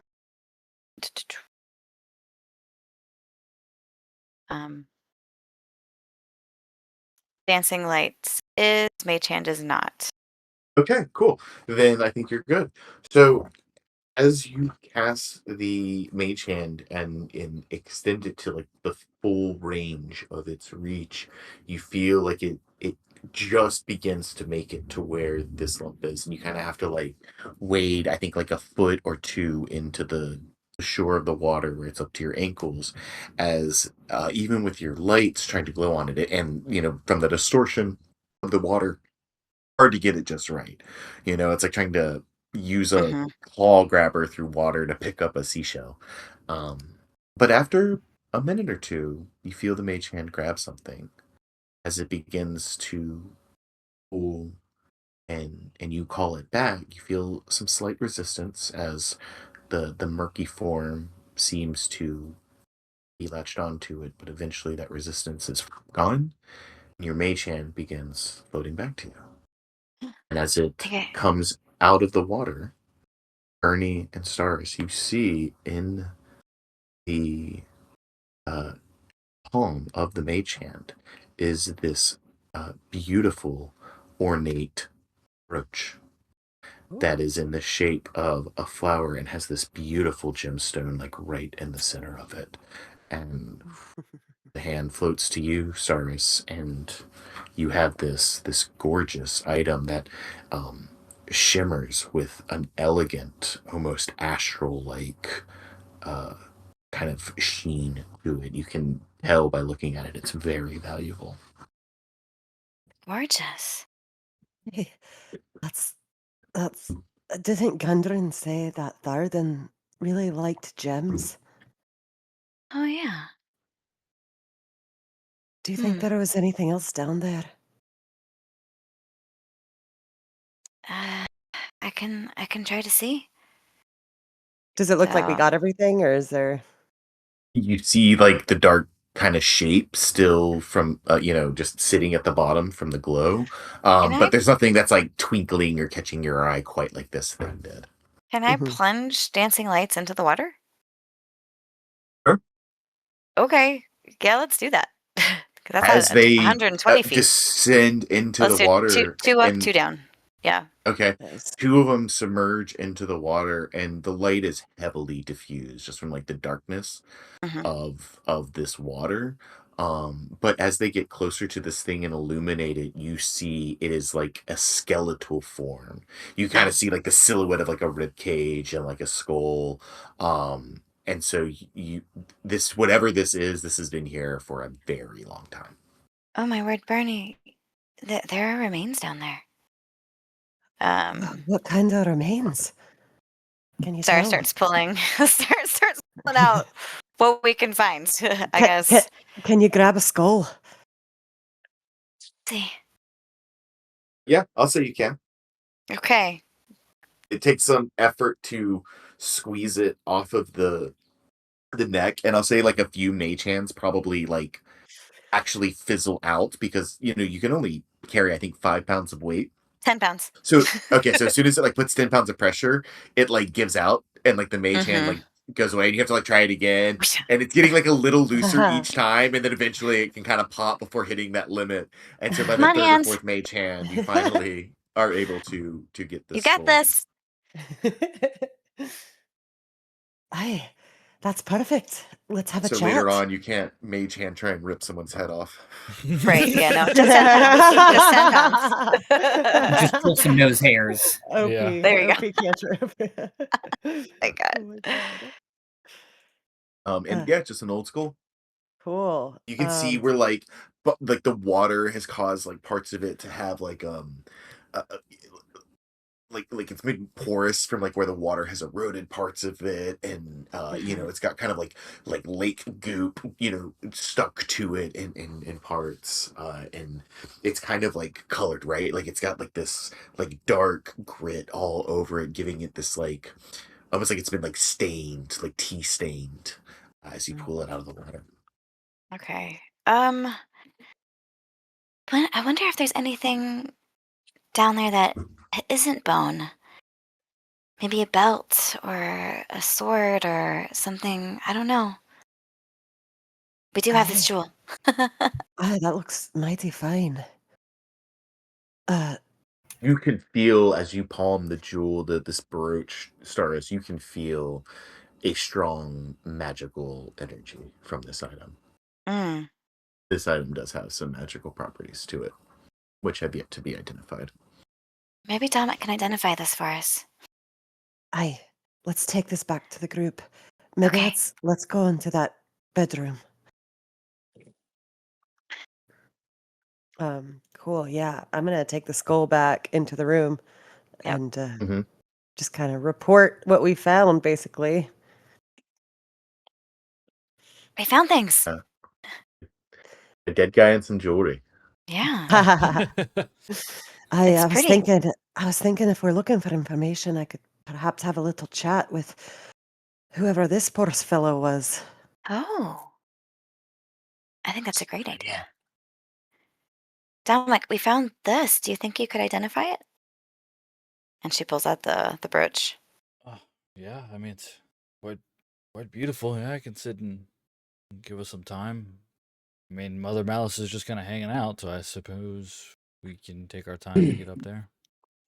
She didn't. I. Keep her on her toes. Yeah, I think that's exactly what it is. Bernie's gonna take the skull and put it on the ground, and I'm gonna cast Speak with Dead. Okay, Oh very shit. cool. And then Dominic, are you going to cast Identify on the brooch? Yeah, I'll sit on one of the unmade beds and just kind Okay, of cast Identify. cool. Bernie and Dominic, just each of you roll a d20 just to see what order we do this in. Okay. Cool. Whew. Yep. 3. I don't know why mine's taking forever to roll. Mine showed that you rolled a 4. Well, I go first. Yeah. Okay. You got me. You cast Identify on the brooch, and you are suddenly transported back to this mine several hundred years ago. And you are seeing this mine as it is in the hustle and bustle and heyday of when it was an active mine. And there are several dwarves in mining gear and carts on tracks making their way through as various tunnels are being cleared. You can hear the faint like tink tink tink of rhythmic sounds of pickaxes echoing throughout the various hallways. You're running through the main chamber, and you hear an old wizard say, Arika, no running in the main chamber. You're liable to get hurt. And she says, sorry, Uncle Mormesk. And slows down, and she's stopped by another wizard with a big bushy eyebrows and a kind of mischievous grin. And he's like, what's got you all excited today, Arika? And she's like, well, today's the day that I get my brooch. It's finally ready. And he's like, oh, yes, I remember the first item I received from the forge. I was very excited about it as well. But at that point, his voice is already trailing as you've rushed off the hallway. And he's like, oh, I wasn't done with my story yet. And she comes to the rooms where the workshop is, and she rushes up the stairs, and the workshop opens, and you see all these tools, various tools, some you don't even recognize, hanging from hooks and shelves. And there's a blacksmith hard at work over the forge, hammering on this beautiful weapon. You can see other various projects laid out. Several wizards behind it are enchanting them, and some are carving runes into them. This workshop is just packed to the gills with various people, and your eyes scan the room, and they lock on this kind of young dwarven female who, this jewelry maker who's putting the finishing touches on this brooch. And the wizard runs up. You, Dominic, from your perspective, you run up, Arika, and you receive this brooch, and you just look down on it. And you look down as the dwarven blacksmith kind of pins it on her cloak, and you feel the wizard just kind of accessing their magic, which is something that is very, I think, foreign to you, and almost like they're, cataloging various items in their pack. You feel them pull their knowledge of a spell and insert it into this brooch, and you successfully identify it as a pearl of power. Oh, Pearl of Cool. Power. Yep. All right. Bernie, you cast Speak with Dead on the skull. Mhm. I'll look up a spell real quick. Unless you can post it. Dominic, do you Um, share that, what was in your vision with us? Yes, I would share everything. It seems that this was a brooch made for somebody in the mines many, many, many, many years ago. Possibly the skull you have might be the little girl. Oh, yeah. That seems tragic. Did you happen to get her name? Um, Arika. Arika. Yes, her name was Arika. And Mormis was her uncle? Yeah, she called him that, but you don't know if it was like a And that's like that's why he kind of gave that you know what I inflection of mean, like uncle, possibly family, possibly just like Gotcha. somebody she knew. right? Like one of the old, you know, figures in her life. You know what I mean? Because it did have like the whole place did have kind of like a you live here and you work here kind of like, you know, there was like a commune kind of vibe to it all. It was like a living, working mind. She did have like the vibes of like a student, you know, Yeah. and again, you know that wizards and minors worked here in tandem. One thing that I'm gonna mention, because like having identified it, I know the properties of the item, correct? Yes. So I'm gonna say it's a pearl of power, and the one thing we need to know, Bernie, before like ask her the questions, but one of the questions needs to be, what is the activation word? What is the command word? That is the only way you're gonna be able to use this item. That's good to know. I'll make sure to ask that. Was she an elf? Was she a human? Did you Well, You don't see? know. I don't know. Colin. Honestly, I Ah. couldn't tell. I know Mormick, he was human, I guess, from what I could tell. Yes, human. So Mormick's Yes. human, Okay. but I did not see what Arika. I was in the body of Arika, if that makes sense. I Aye. couldn't see what Mhm. she looked like. Looking at the brooch, can I use my historical knowledge to determine the monetary value of the art object and also what race would have made it? Yes, yes, you can. Roll me a history check.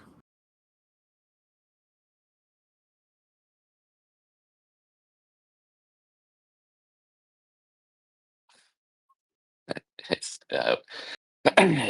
12. It rolled from like nat 20 to 6. But this is also this is my archaeologist background. It says I can just do that, by the way. Right. Yeah. So you would be able to recognize it as dwarven made. But Dominic also literally saw the dwarf who made it give it to the person who received it. Yeah. But you can, and I'll say, you you can definitely tell that it's dwarven made, and with a 12, you can also see like some influence of gnomish and human, which again just kind of further solidifies like the fact that these three kind of cultures shared this space. Um and something like this would probably like to purchase it in like the market would be anywhere between 200 to 400 gold pieces. Oh, wait, that's it's gonna be easier to get out of here than a door, and it's worth quite a bit more. I mean, I understand the Then a monetary door? value, but I also know that for a spellcaster like Bernie, she can regain a spell slot once a day. Aye. So I wonder if it might be better to just use it than sell it. I would like to use that, but Doris, I know you have the capability to cast spells as well. If you want to hold on to it, Uh, Bernie, you hold on to it. are you sure? Yeah, I Thank you. trust it in your hands. This is also very it's special to me. It's made by my ancestors. Mhm. Yeah. So, Yeah. while the pearl is in your person, you can use an action to speak its command word and regain one expended spell slot. If the expended spell slot was 4th level or higher, the new spell slot is 3rd. And once the pearl is Okay. used, it can't be used again until next dawn. You do have to attune to it as well. Okay. That's So I awesome. put it in the party inventory for now, but you can move it over to yours. Cool. Okay, perfect. Sweet. Okay, I will put that in my pack and then, um, yeah, turn back to the skull.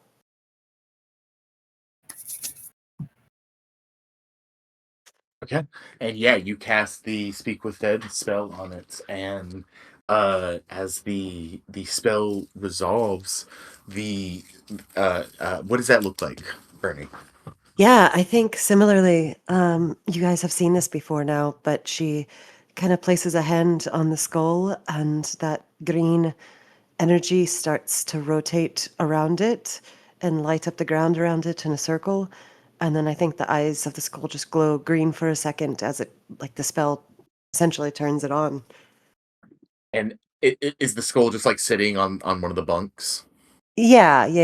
Okay. I could put it on a bed. It just so it just kind of like as the green in its eyes begin to glow, it doesn't like, breathe, but it just kind of uh this energy just kind of overwhelms it as you feel the skull regard you and just await your questions. Hi. Hello, Erika. My name is Bernie Light Willow. I am a dwarf of the modern age. I'm sorry to disturb you in your slumber, but we just have a few questions for you if you got the time. The first one being, h- how did you die? Work. Arrows. Water. Drowned. You were attacked. Yes, by the orcs. I'm so sorry to hear that. What? I kind of like turned back to the group. I know I have to ask about the power word, but do any of you have some questions to ask her? Ask her about the skull. The skull in the furnace.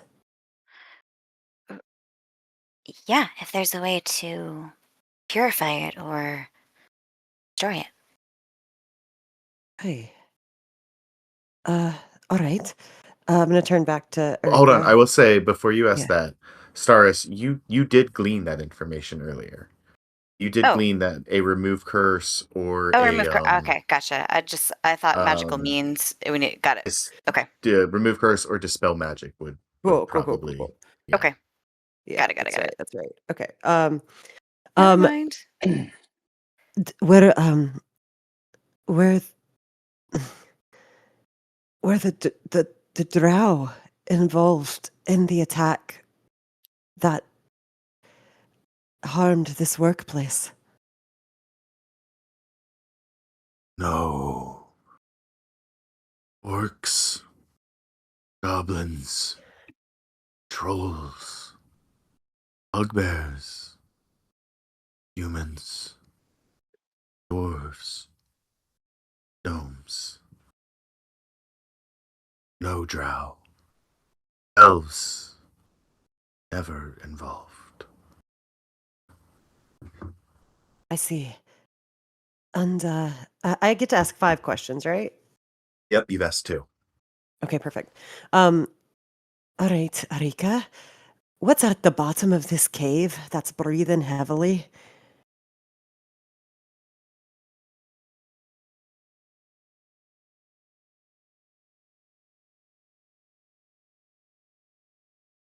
Skull is quiet for a minute as it regards your question. Many things it was to us. Hope, the future, the divine. In the end, it and the skull goes silent. Oh, Oh. Arika. Uh, she's gone quiet. Um, can it be controlled? The thing at the bottom of the cave.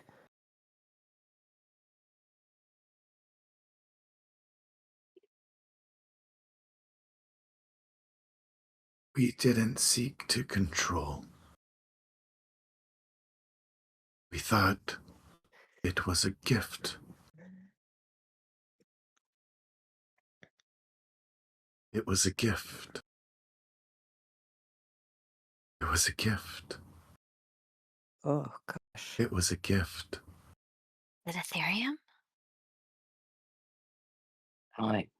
Sounds like Ethereum. Staris, what did you say? Was it Ethereum?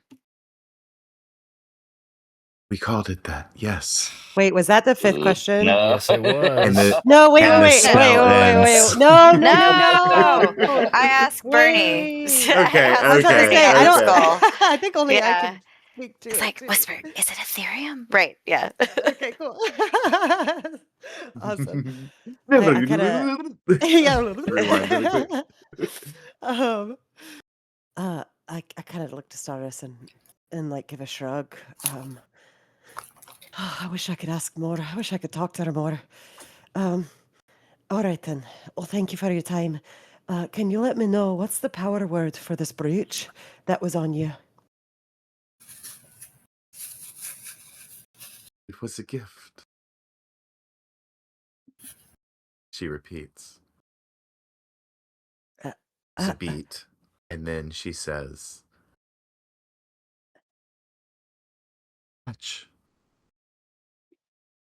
A cat. And then the spell ends. Wait, what did she say? Hatch. Patch. And then she said her cat. And then Oh, the spell ended. oh. Her familiar was named Patch. And that was the Cute. Awesome. Ugh. All right. Well, I'm not sure if that helped or made things more confusing, but whatever is at the bottom of this cave was a gift. And I'm inclined to believe it was a gift from somebody or something that is Well, outside of all the people in this cave. He also said it was something from divinity. So possibly they're thinking that the Ethereum was a gift from the gods and now has, I don't know, possibly grown out of control. That could be true. I think it is the Ethereum. Yeah. Yeah, but Ethereum doesn't breathe. It's the Do you golems. know? As far as we know. I mean, it's an ore, so I'm assuming it doesn't, but yeah, I that's don't true. think we know anything. Aye. Except that Alright. it's powerful. Should we go find out more? Is there anything else that we need to do? Do we want to talk through a plan before we walk into the next room? Well, seems that you and her possibly have a rapport, so are you going to be the face of this whole thing? I've got no idea what to even talk to her about, to be honest. I think that we go in as a group and we all work as the face. She did say she wanted to talk to all of us. Aye. If things go sour, do we run or do we fight? We fight. I think we fight. I think we have to take it one piece at a time. But Absolutely. if we're feeling overwhelmed, we can always fall back to here. Okay. Right then. Go. Yep. And Bernie's gonna follow. Deciding to stand together and confront Mother Malice head on. You make your way down the hallway and up the stairs towards the dead end. As you get there, you see that the hallway expands to the left.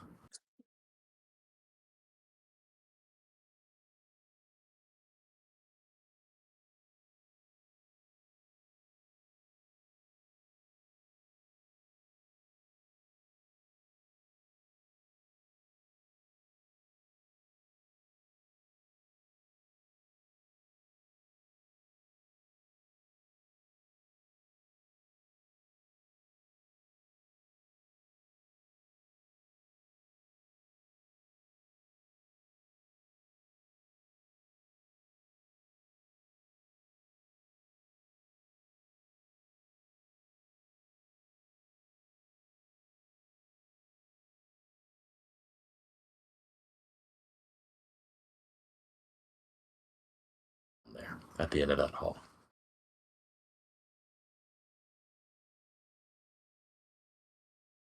Right. There are stone stairs that descend into a cavern. You can hear the faint sound of water trickling. And at the top of the stairs, if you peek down that corner from where you are, Stars, if you peek down that hallway down those stairs, you can just make out the edge of what appears to be a vanity. And someone sitting in a stool. Patiently waiting. Mother Malice is to the right. There's another doorway to the left. Stars whispers back to the party.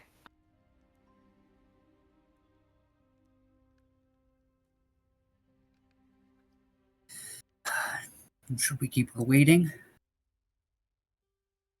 Let's talk to her. All right, Right. let's go. You all begin to descend the stairs into the large cavern, and that is where we will go ahead and take our break. That's good. Dre, have you checked in?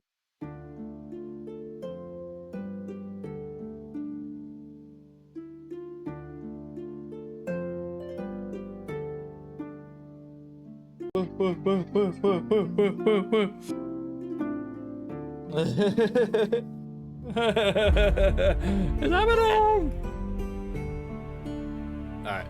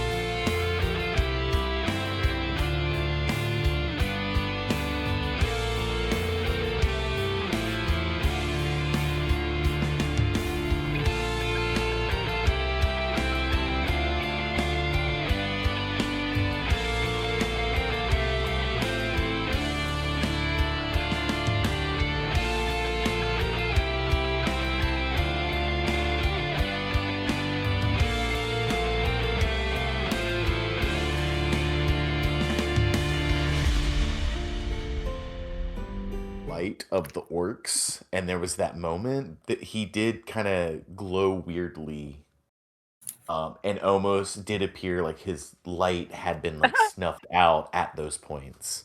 So I don't know if you guys remember that, but like when you were all kind of glowing, and Staros was like glowing prismatically, and Oh, Bernie yeah. glue, it was like glowing Mhm. super, super, super, super fucking bright. Mhm. Eladri had kind of like a dim glow, and then like around his neck and his ankles and his wrist, that light was like completely snuffed out. Mhm. That's right. Okay. Thank you. I'm back now. Sorry. Welcome back. Welcome back. Welcome. Nice. All right. As you all enter the next room, Ooh. Oh, you see God. it has already been described to Bernie, but you are all seeing it for yourself now. There's a wide rift that fills the eastern half of this cavern. You see a stream pours out of the western wall, then tumbles down into the roof and flows out again along the northern wall. You see some ropes secured to iron stakes secured along the western edge of the rift, leading down to the chasm floor for ease of entry in and out of the chasm. The staircase you're on, but just down below, you see an elderly drow female. She's sitting at what looks like a vanity, a strange thing to find so deep in these mines.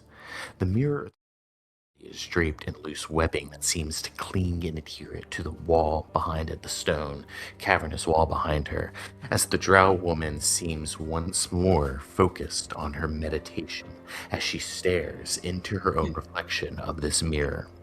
She undulates a little bit, and you can see various fungi and small tinctures of dark liquid. You can smell incense. You can see where the skin is peeled back from her nails. You can see the bags under her eyes as she continues to undulate and speak in this Undercommon. Kitland, I believe you speak Undercommon? I do. She's just saying prayers over and over and over again to the Spider Queen.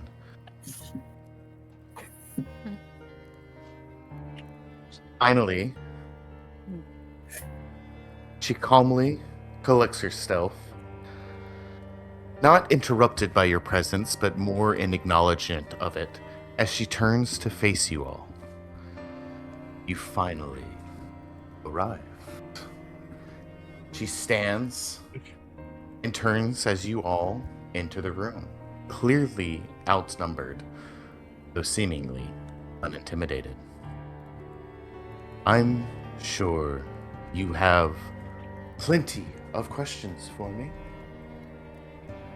I will happily answer all of them for you. What makes this cave so important? What is Ethereum? What do I and my children desire from all of this? And how did you all get tangled in its web? I'm going to repeat the prayer in Undercommon to her. You're gonna what? Repeat the prayer to the Spider Queen in Undercommon to her. Do you believe it? Do you believe the words? Yes, Undercommon. Roll a deception check, unless you do truly believe in being devout to the Spider Queen. And the prayer that she was muttering, and the prayer you just repeated, was, in shadow, I am safe. Through deception, I gain power. With that power, I consume. All for you, my queen. I will roll a deception check.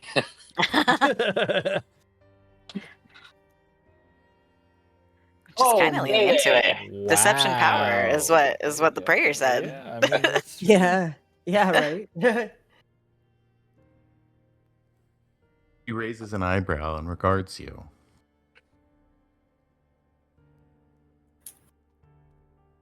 You may believe her teachings even more than you know. Little know. But good. It will only serve you. For you will all need to prove your faith to our queen. That is, if you wish to meet the Pale Spider, see the Ethereum for yourself, and even see your old friend again. What was his name? Ku? Star's eyes go wide. Yeah. That's right. He's been with us for some time now. Stop playing games. What do you want? What? She sits back down calmly and smooths her gown.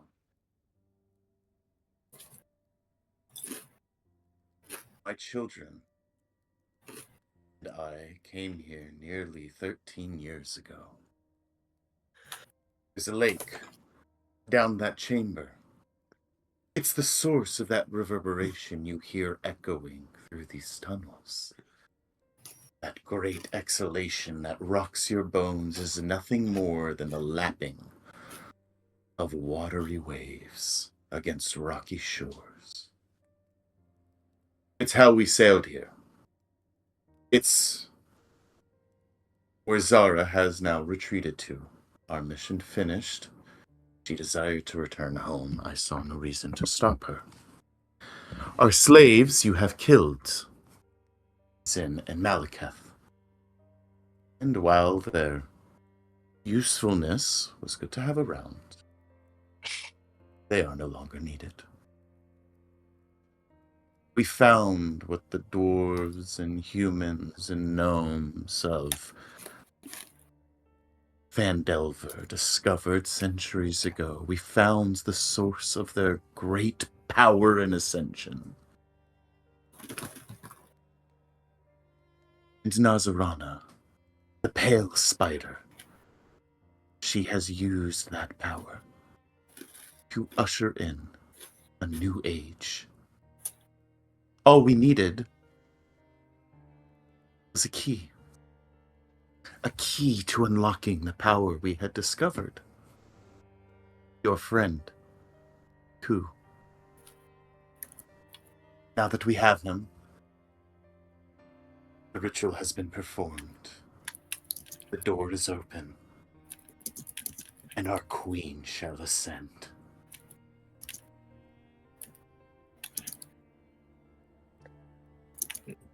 On the vanity, does she have any like drinks? They look like small, delicate vials of tincture, and there's like the topper has a glass rod where you could like get a little bit, and it maybe even like a perfume bottle. You're uncertain whether or not it's used as like a fragrance or what, and you see she actually takes it and like tips it over so that the liquid adheres to the glass rod attached to the topper, and pulls out the topper and like puts it and like lets it drop under her mouth, and you see like her pupils widen as she does this. This woman has clearly been ingesting some crazy hallucinogenic toxins, and you see the dried mushrooms on the vanity as well. Like, she is very far gone through the use of all of these toxins and her own beliefs. Yeah. This is kind I would like to stealthily palm, just reach into my bag, palm my vial of poison. okay, And cool. then I would like to ask her in Undercommon. My group doesn't know that I worship the Spider Queen, but I've always wanted to look into the mirror. I've heard so much about it. Is there any way that I could look into your vanity? And please do not let them know. Roll me with such a high deception check on your last roll, Kitlin. Roll me a persuasion check as you ask this of her, and I'll let you make this with advantage. While he is doing that, the rest of you, she has just admitted all of this to you, right? Yeah. The fact that she has taken Ku to conduct this ritual to usher forth the Spider Queen, whatever the fuck that means, The pale spider was just mentioned again. They were named Nazarana. Done it with Ku. And as this is all being revealed to you, your subterranean gnome is now speaking in the same language as her. Does anyone else speak Undercommon? I don't think so. Nope. Sure don't.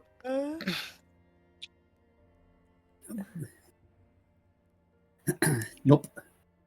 Okay. Negative.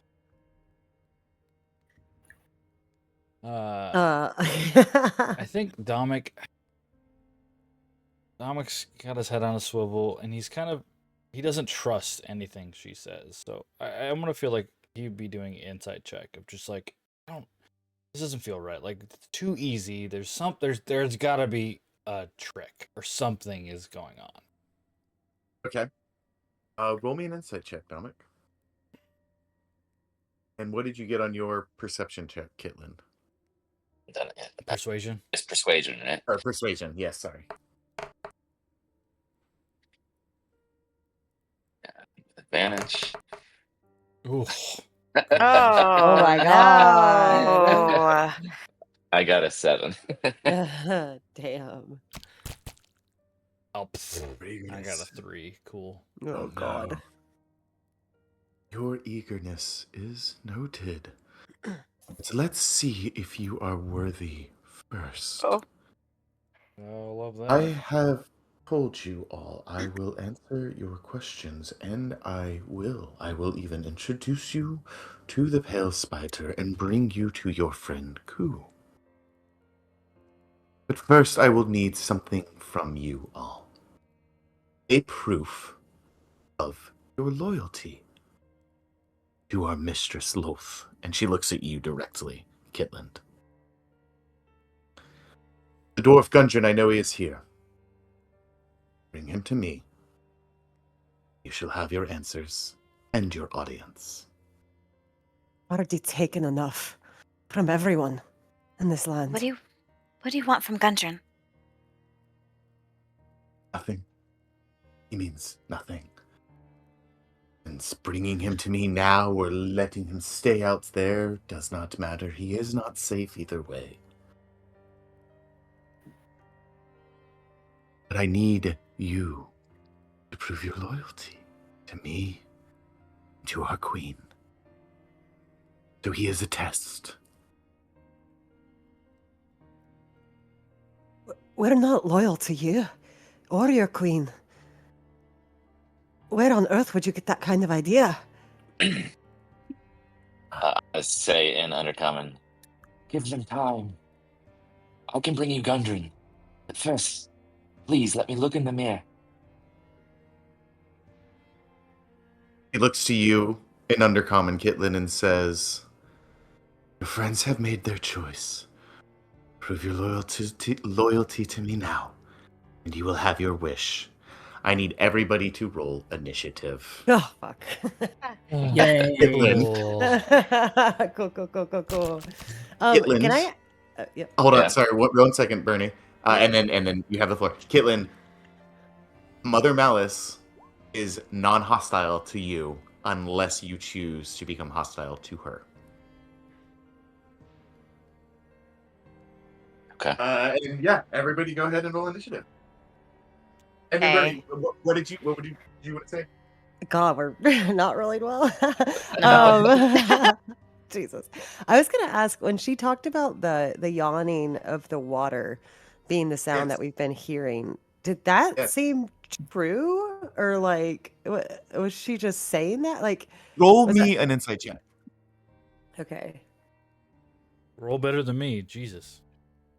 23. Oh, nice. Oh yeah, way better than Mhm. me. I think you are all reluctant to believe, and because she's saying a lot, right? She's saying it's already done, we've already won. She's saying they have coup. She's saying they're ushering a god onto this world, possibly, and now she's also saying this like great, powerful thing you felt is just some natural occurrence. So there's a lot of things she's Yeah. throwing at you, and Okay. it's like trying to stand up straight on a rocking boat in the middle of a storm. Yeah. Okay. But with a roll that high, Bernie, I will say this. It feels like she is being 100% honest Oh, I hate that. about everything she is saying. It seems like she's being 100% honest. He says it with the confidence of somebody Uh-huh. that believes what they are saying. Gotcha. It's the Okay. conviction. Yeah. Mm-hmm. Mm-hmm. And I will say, give me also in this moment a nature check, as that is it's that thing you're particularly kind of honed in on. Only an 8. Okay. There is a lot of water around here. And she does offer a means as how they could have gotten here. You know enough about Drow to say, like, for them to find the entrance from the surface that you guys found is a lot more unlikely than them finding an underground lake and sailing here. That being said, she seems confident, and this place is so much mystery, it's hard to get your footing. I think that's where you are with it. And I think that's what distracts you and why you have such a bad initiative roll. Yeah, right. Okay. So let me ask, did anybody get a 20 or higher? Good. Nope. Good. Maybe 15 or higher. No. Did anybody get a 10 or higher? I got an 11. Yeah. Oh, so did I. 14. Elijah, what'd you get? 14. And Dominic and Saris, what are your dexterities? I got +1. Mine is +3. Okay. Dominic, Saris. Bernie, what'd you get? 6. And Kitlin, what'd you get? A 6. And I think Caitlin's got the higher dex. Probably. I've got 17. +2. Yeah, I've got 15. And +3. Okie dokie. That Oh, means man. your Malice is going first. Oh, That's boy. good. I knew that was happening. And she is going to go ahead, and I need to pull up some things. Durka. Give 2 seconds. I actually think I can do it this way. Please hold. Well, I like your DM the screen. very melodic Like Final music you had. Fantasy? Yeah, I Yeah, like that. That's really good. I love it. Boss music. Yeah. I'm going to Okay, pull her cool. nose hairs. Yeah. Your nose hairs are mine. Okie dokie. So Mother Malice is going to just step forward right here, and you are going to see dozens of like spiders just begin to descend from the sky, like from the ceilings of the cavern, and begin swirling around her. And as they pass through you, you feel them like draining just your like it's making you tired and making you feel sluggish as she casts Spirit Guardians on herself. Nice. Oh, great. Oh. Cool. Yeah, it's pretty legit. Spirit Guardians. What do Spirit Guardians do? These spiders are now flitting around her in a 15-foot kind of like circle around her. Okay. Everybody is affected by this except for Kitland. Okay. While you are in this area, and I'll highlight it in a second, your speed is halved. And when you enter the area for the first time or start your turn there, you will make a wisdom saving throw. So everybody in this area will need to make a wisdom saving throw at the start of their turn. Cool. And let me go ahead and put that radius on her. 15 feet. See it? Let's make it purple. Let's make it purple, he said. I think that gets all of you. Can you guys see that? Let's make that a little darker. No, I don't see. I Oh, don't see anything. kinda. A little bit. That's A better. little bit. Okay. Cool. The video can see it. There, Yeah, yeah. that's better. Is that better? Yeah. Okay, cool. Perfect. So several spiders, like a spider fucking tornado, just swirling around her as she begins to pull madly. That's going to be her turn. And that'll bring us to next in the initiative, which is Eladri. Woo! Well, don't like any part of this. Eladri, can you make a wisdom saving throw for me at the beginning of your turn? Yeah, I would love to. Wisdom. All right. Oh, man. Yeah. How much damage am I taking?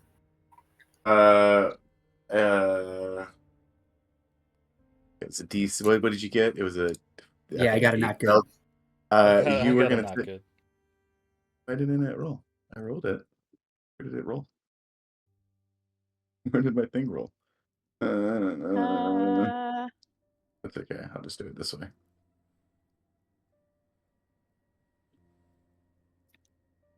You're gonna take 18 necrotic damage.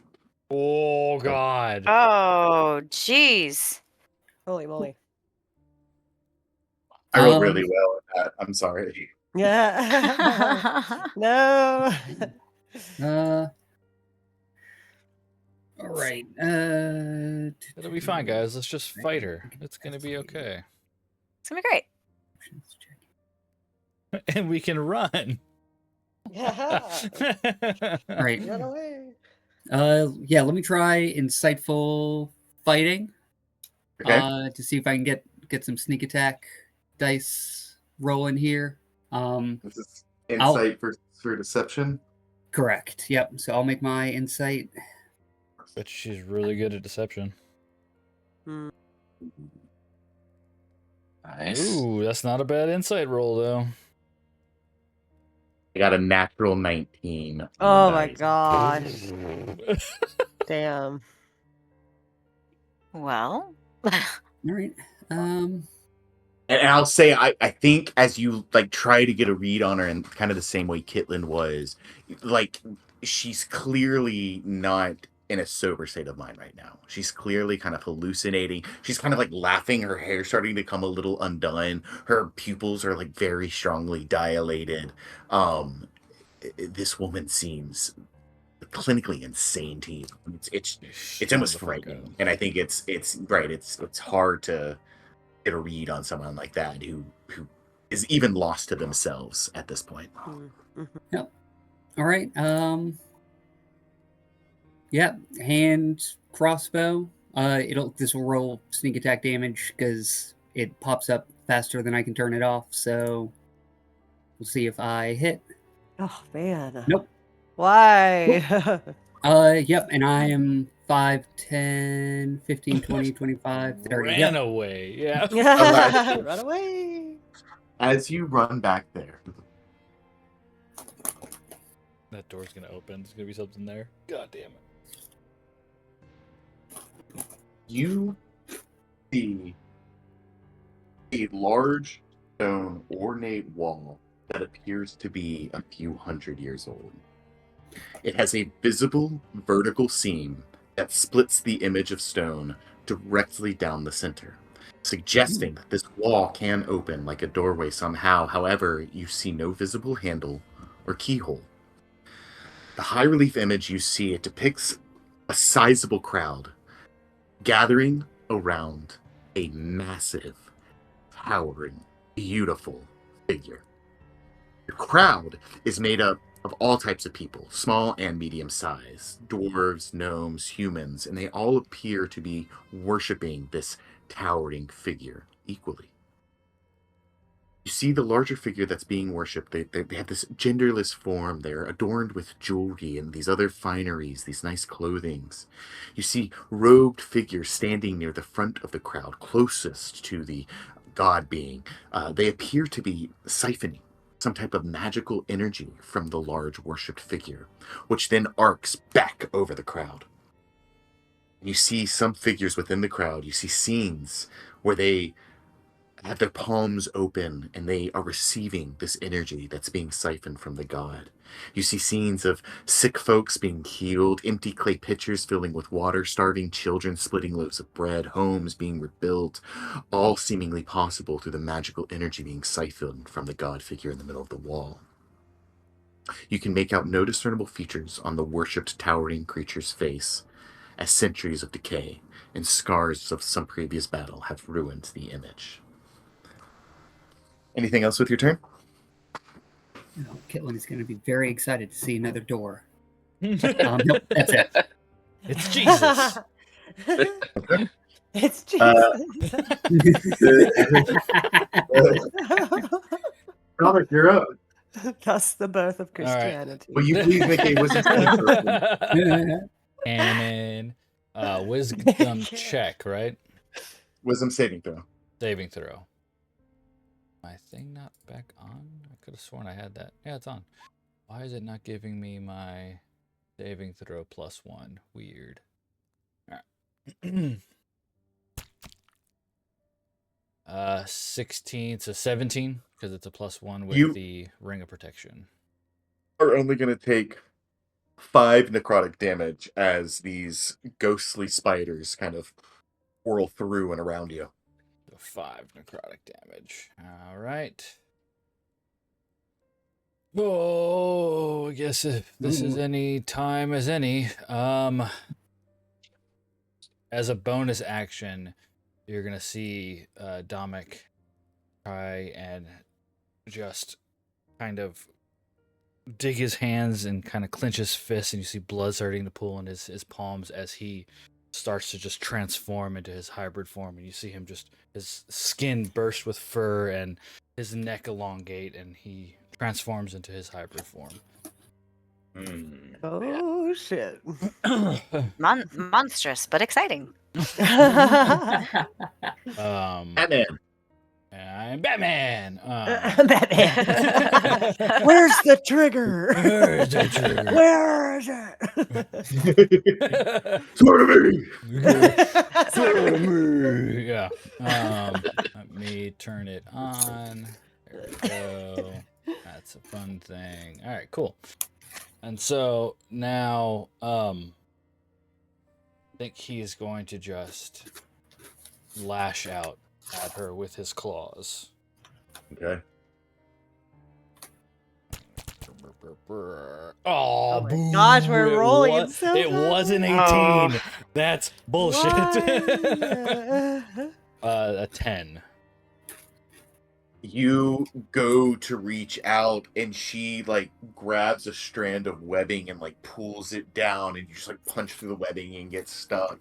And she releases it and just again cackles. Like you see, like the shoulder of her dress falls off as she moves with this like fluid motion. More of her hair falls into her face as she's just becoming more and more unhinged.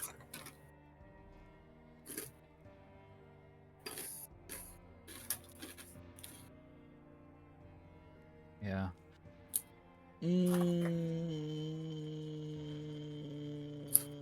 All right. I think Dominic is going to try and move out of the radius of the... Yeah, I think he's going to try to move out and across to here. Try to get out of the radius of the... Kind of just back up some. Yeah, back up some. All right. Okay. I think that is fine. I think that is fine. Damn it, I was going to try to she see does if not- she's going to provoke an opportunity attack. Damn! No. Does not. She just kind of like stares at you as you go, and then turns to look like between Starnus and Bernie, as if deciding who to kill. Oh god. No. That will be Domic's turn. Okay. That is gonna bring us to this Stars? guy's turn. Oh no. As Mother Malice just kind of cackles as you walk away, and she says, "Now, my pets, I think they're starting to get scared." And out of the webbing down here in the corner of this crevice, this gap, you see a creature begin to emerge. A creature that stands upright like a man, but seems to have like hands that are weirdly clawed and almost spider-like, and a face that exists somewhere between a spider's and a dwarf's. This is an Ettercap. Spider dwarf, spider dwarf. And as Yep. it comes out of the webbing and begins crawling up this wall towards you, Bernie, and gets into your face and lashes out at you, it is going to try to claw at you, Bernie. Does a different dice for this guy. Does a 16 hit you? It does. Okay, you are going to take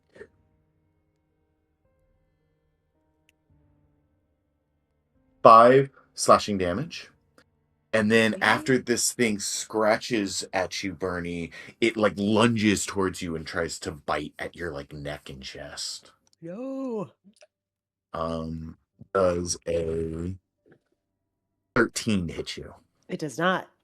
Haha. Okay, so it misses, actually lunges forward. You're able to kind of take a step back and avoid its attack. And as it kind of curls back with its like 2-fingered claws, you see around 2 of the, like a finger on one hand and 2 of the other things, you see where like the skin has kind of grown over and stuck to his fingers beneath his claws are these gorgeous rings with gemstones on them.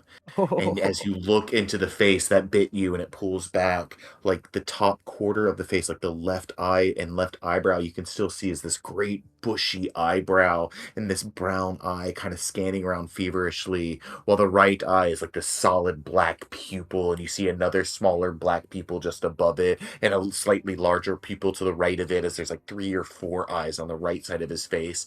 And he has these large mandibles that like reveal these rows of fangs beneath them, but you can still see where like gray beard and mustache grow around that as this half dwarven spider hybrid lunges at you.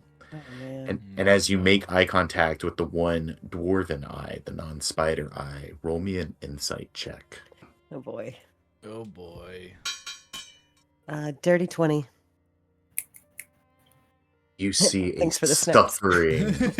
Yeah, nice snaps. You see despite all the abomination and horrifying features of this creature that just attacked you violently, when you make eye contact with that one eye, you see a terrified, sad dwarf eye staring back at you. And in this moment, Bernie, you recognize this is Gudrun's older brother. Oh no. Oh. Is it Thornton? That's who it is? It's this Tharden. Yep. Tharden. Oh my god. Mother Malice has done something horrifying to him. That'll bring us to your turn, Staris. Boo. Okay. So wisdom saving throw, is that right? That is right. Okay. Please be good. Please be good. Oh, that's not good. 5. You were going to take 10 necrotic damage. That's really dumb. What is happening? How about I don't, DM? And I'm not gonna. Don't. That's my Take your story necrotic too. damage and shove it. My story too. I guess Staris is gonna try to do what Dominic did and scoot. It's difficult terrain, is that correct? No different. No, okay. I don't know why I thought it was the aura. No, it's just the. No. Yes. That is difficult terrain while you're in the aura. Thank you for reminding me. No problem. So my walking speed is 30 feet. I think that would put you here, Eladri. Yes. Yep. I think I'm gonna try to go here. Okay. I was there. Yeah, that works.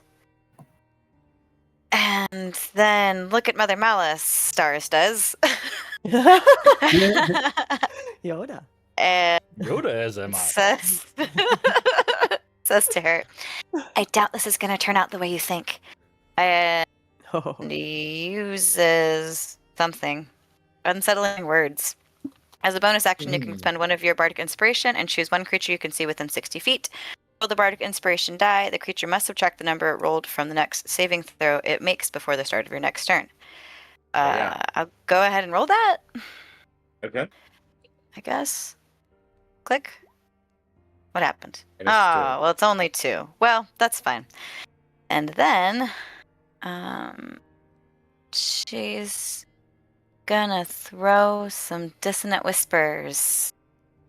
Discordant, terrible whispers start coming from Cyrus's throat. Let's go big. We're gonna cast it at 2nd level. Yeah. Nice.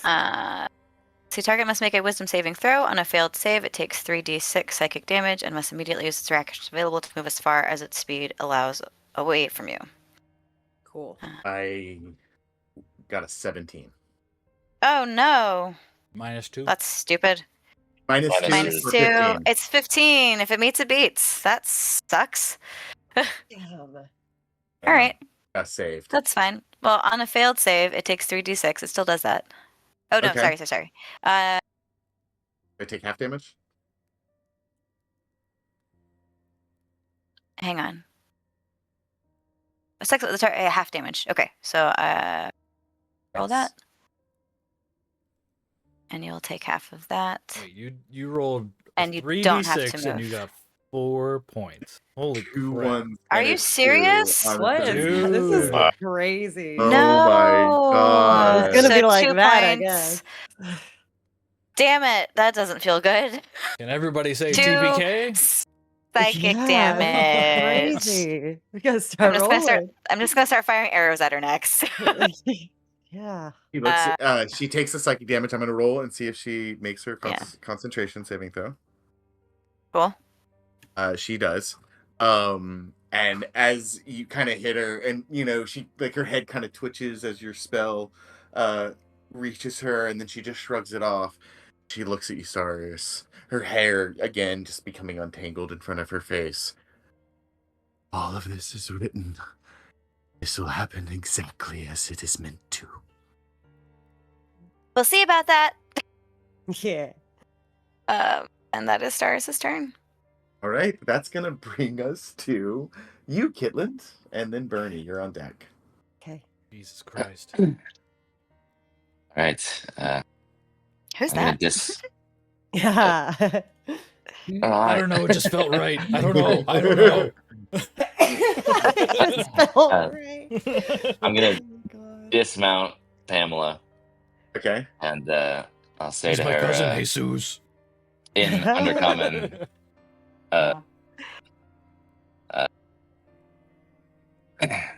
let me warg into one of your spiders. I know exactly where Gundren is. I can take him out. Just keep the beast away from me.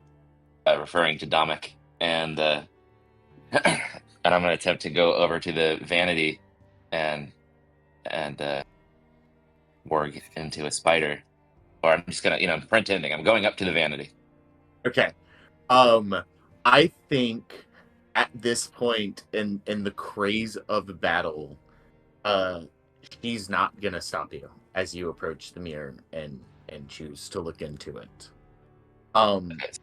You see Well, your I'm going to do reflection. some sneaky shit. Yeah, so... But you look in the mirror though, right? Yeah. Okay. As you look into the mirror, Kitland, you see your reflection. But it starts to distort very quickly. And you feel yourself unable to look away. Oh, I need great. you to roll me a No. wisdom save.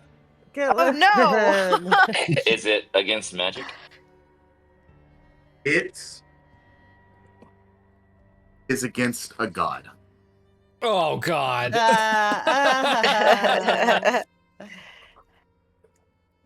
There's already one of us that was ruined by a god. But Wow. for all intents and purposes, I will say yes, this is technically magic, albeit That's very okay. powerful. So I will give Okay, you so- the advantage. Thank God. Please Okay, 'cause I got roll a 2 higher on than the a first 10. one.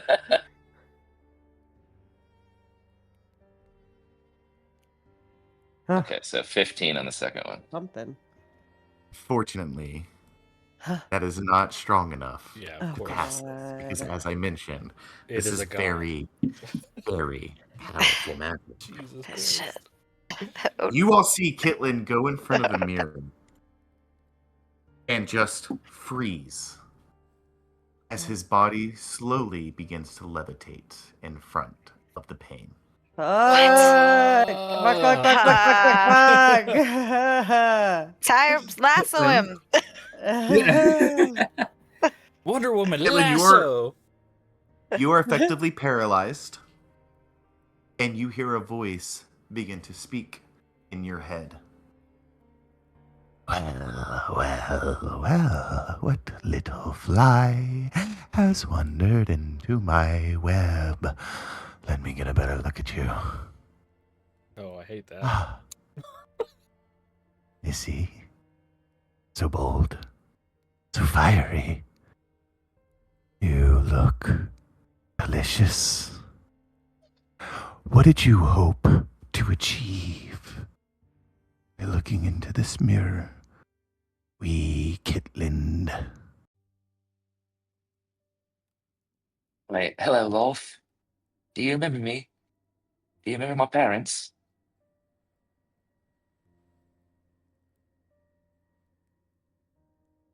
But I What was that? should I? Should you? Yeah. The god In Dunduin. does not burden themselves with the lives or knowledge of mortals. Wait, but these are very special mortals. Oh, and what makes them so special? Well, we trained under you. Don't you remember?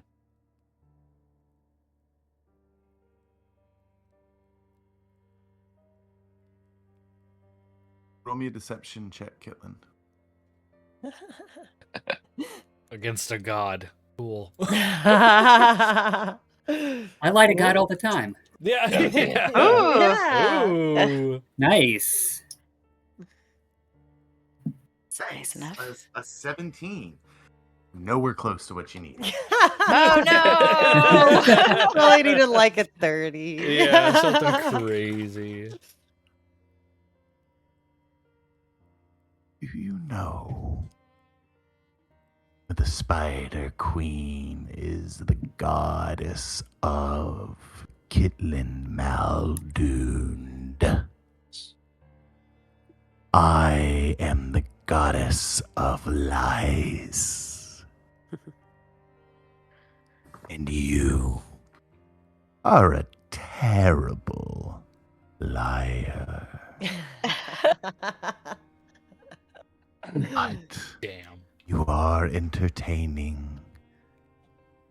So if you will not answer my question, I'll just have to take it from you. And you are racked with psychic pain as she wills the information out of your head. So I'll ask you again, Kitland, what did you hope to accomplish by looking into the mirror? Like above table? Yes, like she's reading your thoughts against your will.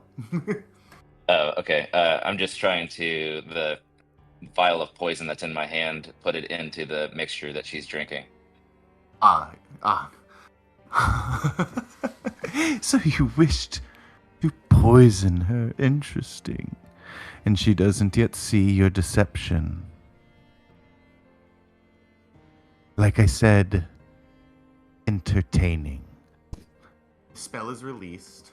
All you see now is your reflection staring back at you in the mirror.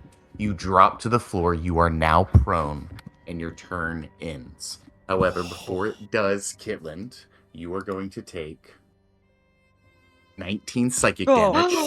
Oh.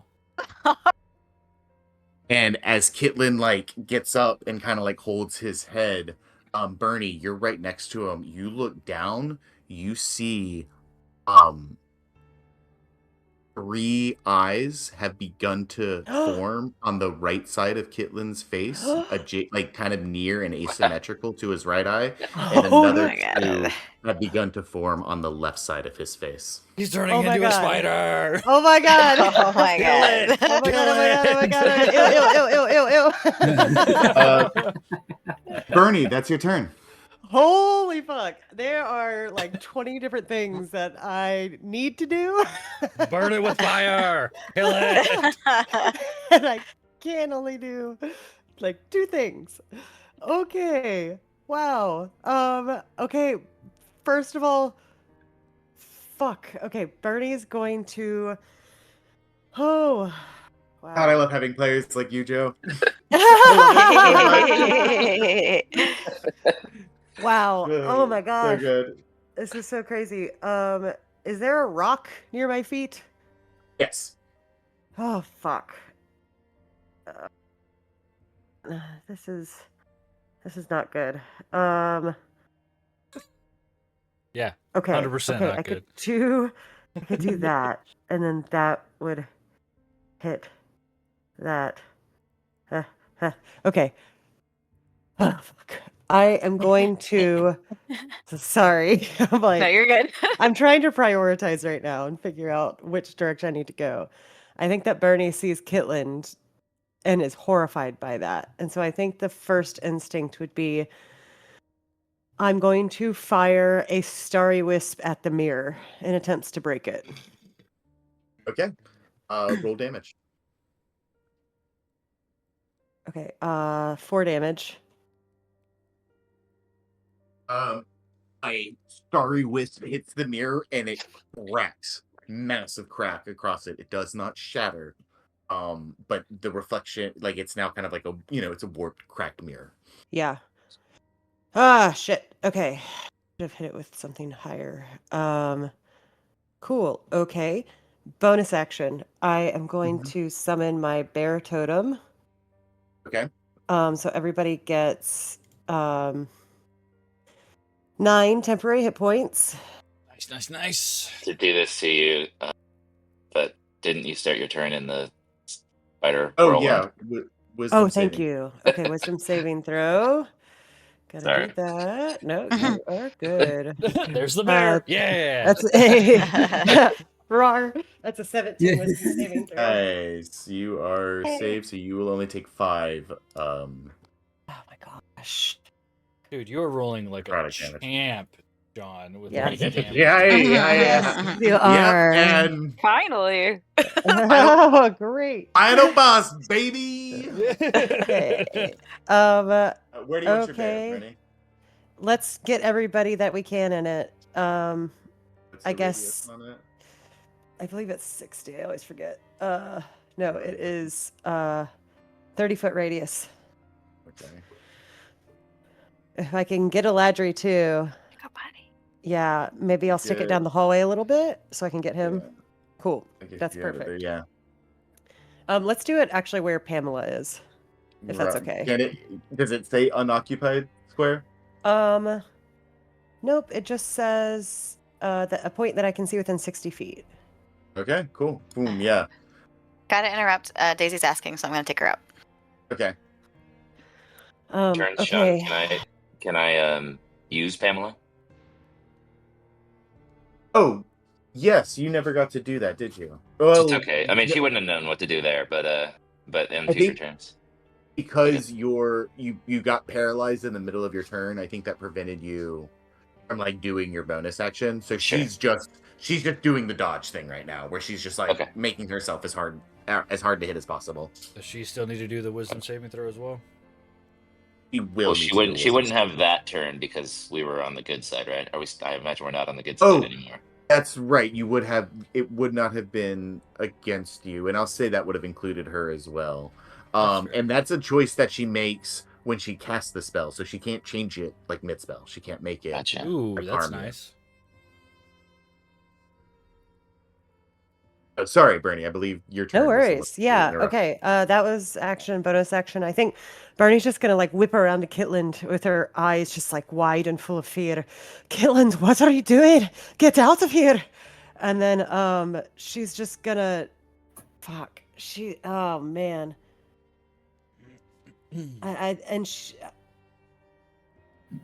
Fuck. I'm just gonna stay put. It's either if I leave, that's 2 opportunity attacks. Versus Possibly. She hasn't done anything yet, so it's possible she Yeah. decides not to. But the other cap is definitely gonna hit you. Yeah.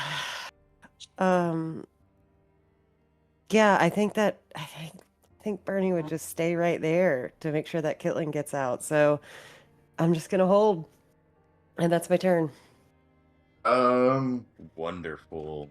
That will bring us back to the top of the order. And I think Malice is just gonna look down at you, Kitlin, and like kind of laugh and shake her head. And Staris has run. You have not, Bernie. Here's what she's gonna do.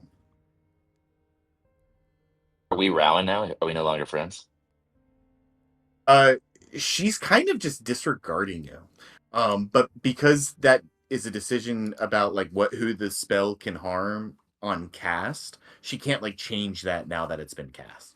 So you're still safe from the effects of her spell currently. However, I think she's going to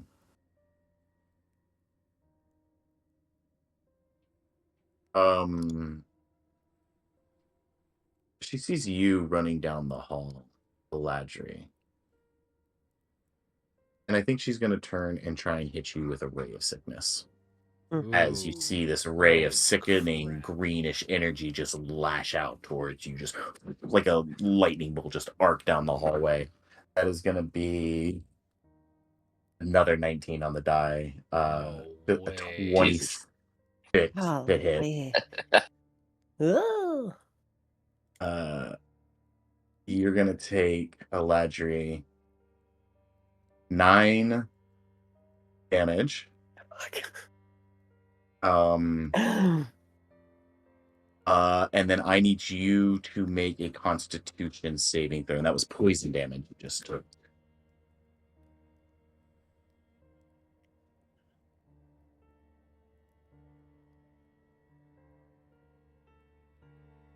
Taking some poison. Yeah, that was 9 poison damage you just took, Aladri, and I need a Yep. Constitution saving throw from you. Oh, all right. Well, thank you for the temporary hit points. Very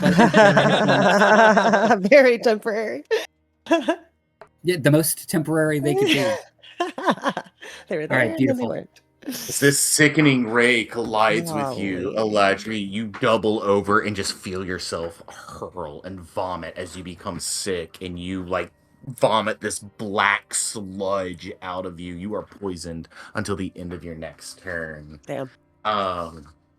This is what the heroes of Delverton have to offer. This world doesn't deserve to be safe. And that will end Mother Malice's turn. Aladri, you're up. And I have to go pee, but I can still hear you. Okay. I'm probably just going to crawl in this corner and die, I think. Probably feels I use my action to accurate. Yeah. Crying is a bonus action, or crying is a free action. Okay, it's pretty good. 10, 15, I'm gonna go grab some water. I'll be right back.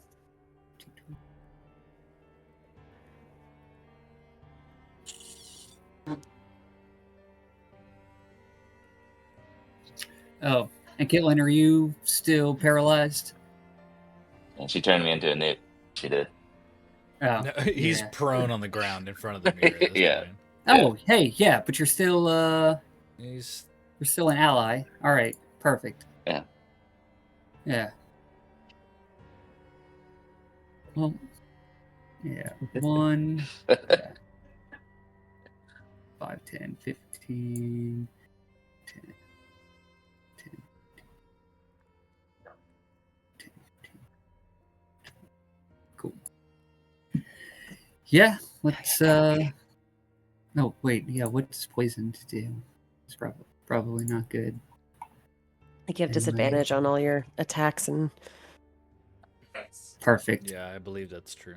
Yeah. Go back to the attacks. Get disadvantage. Okay. So that'll.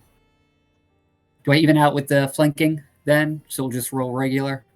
Regular, but you cannot get sneak attack while you have disadvantage on attack. Oh. All right. Yeah. All right. So we'll roll this twice. Shoot, And shoot. you're not actually you're not flanking, technically. So Oh, that's right. you still have disadvantage on the attack. Unless you want to try your insightful Negate fighting. Or is that Nah. on saves? Sorry, say that again. All right. Does the bear negate the disadvantage, or is that only on saves? It's I think that's strength only on It's checks. just on Saves. strength. It's Yeah. strength checks and saving throw. Oh, that's cool. All right. Yeah. Yep. Cool. All right. So Still 15. yeah, does a 15 hit with 9 on 2 dice? A 15 is if it meets, it beats. Nice. Hooray! Yes, do some Hooray! damage. Something. All right. Yay. This will roll the sneak attack, but Right. we're just gonna ignore that. All right, 5. 5 damage. Okay.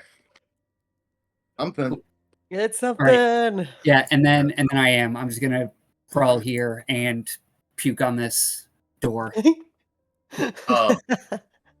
As you hit her, because she kind of, I think she shot the like ray of sickness, thinking that would take care of you, and kind of turned her back on you and started to regard like Bernie with the Ettercap and Dominic and Saris in the corner, and was even kind of beginning, I think, to stride towards them. And so your shot kind of catches her off guard, Aladri. I got a natural 2 on the concentration saving throw. So you see that the spell drops. Oh, hell Yay. yes. Yes. Oh, that's Spirit. amazing.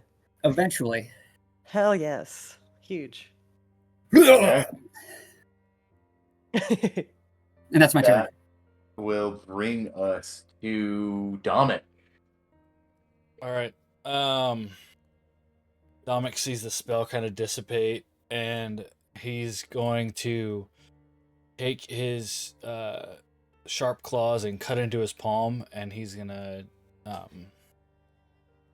cast his blood maledict on his claws, and so now his claws, you see just that red lightning coming off of his claws at this point. Oh yeah. Hot. Crimson lightning. So I'll take 1 point of damage. Oh boy. That's the one you want to roll low on. That's the Yeah, one I want to that's roll true. low on. Yeah. I'm okay with that. Very true. And then he's just gonna let out a guttural roar, and he's just gonna stride forward and try to slash at Mother Malice. Let's fucking go. Nice. Yeah, get let's do her. it. And so, unarmed strike. Go Batman. It is a 22 to hit. Let's go. Ooh. That hits. All There we go. So this is gonna be slashing damage with his claws. So 3 plus 4, 7 plus another D4 because of the lightning now. So.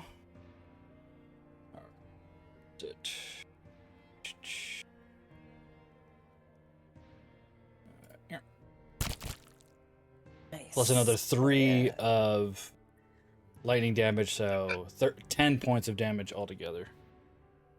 Nice. Okay. As he just Cool. runs up Let's and just go. like slashes up from the bottom right across her chest. You see lightning strike at her wound, and it just kind of like sizzles.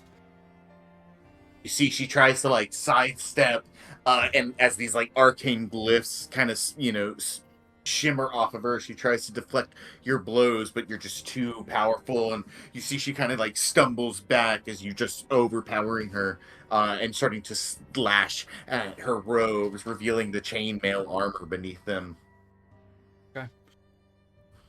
And that will Anything else? end my turn. Now you just Alright, see that's me gonna- heaving over her, just getting ready to just do some more, just like start ripping at her with my claws. Okay.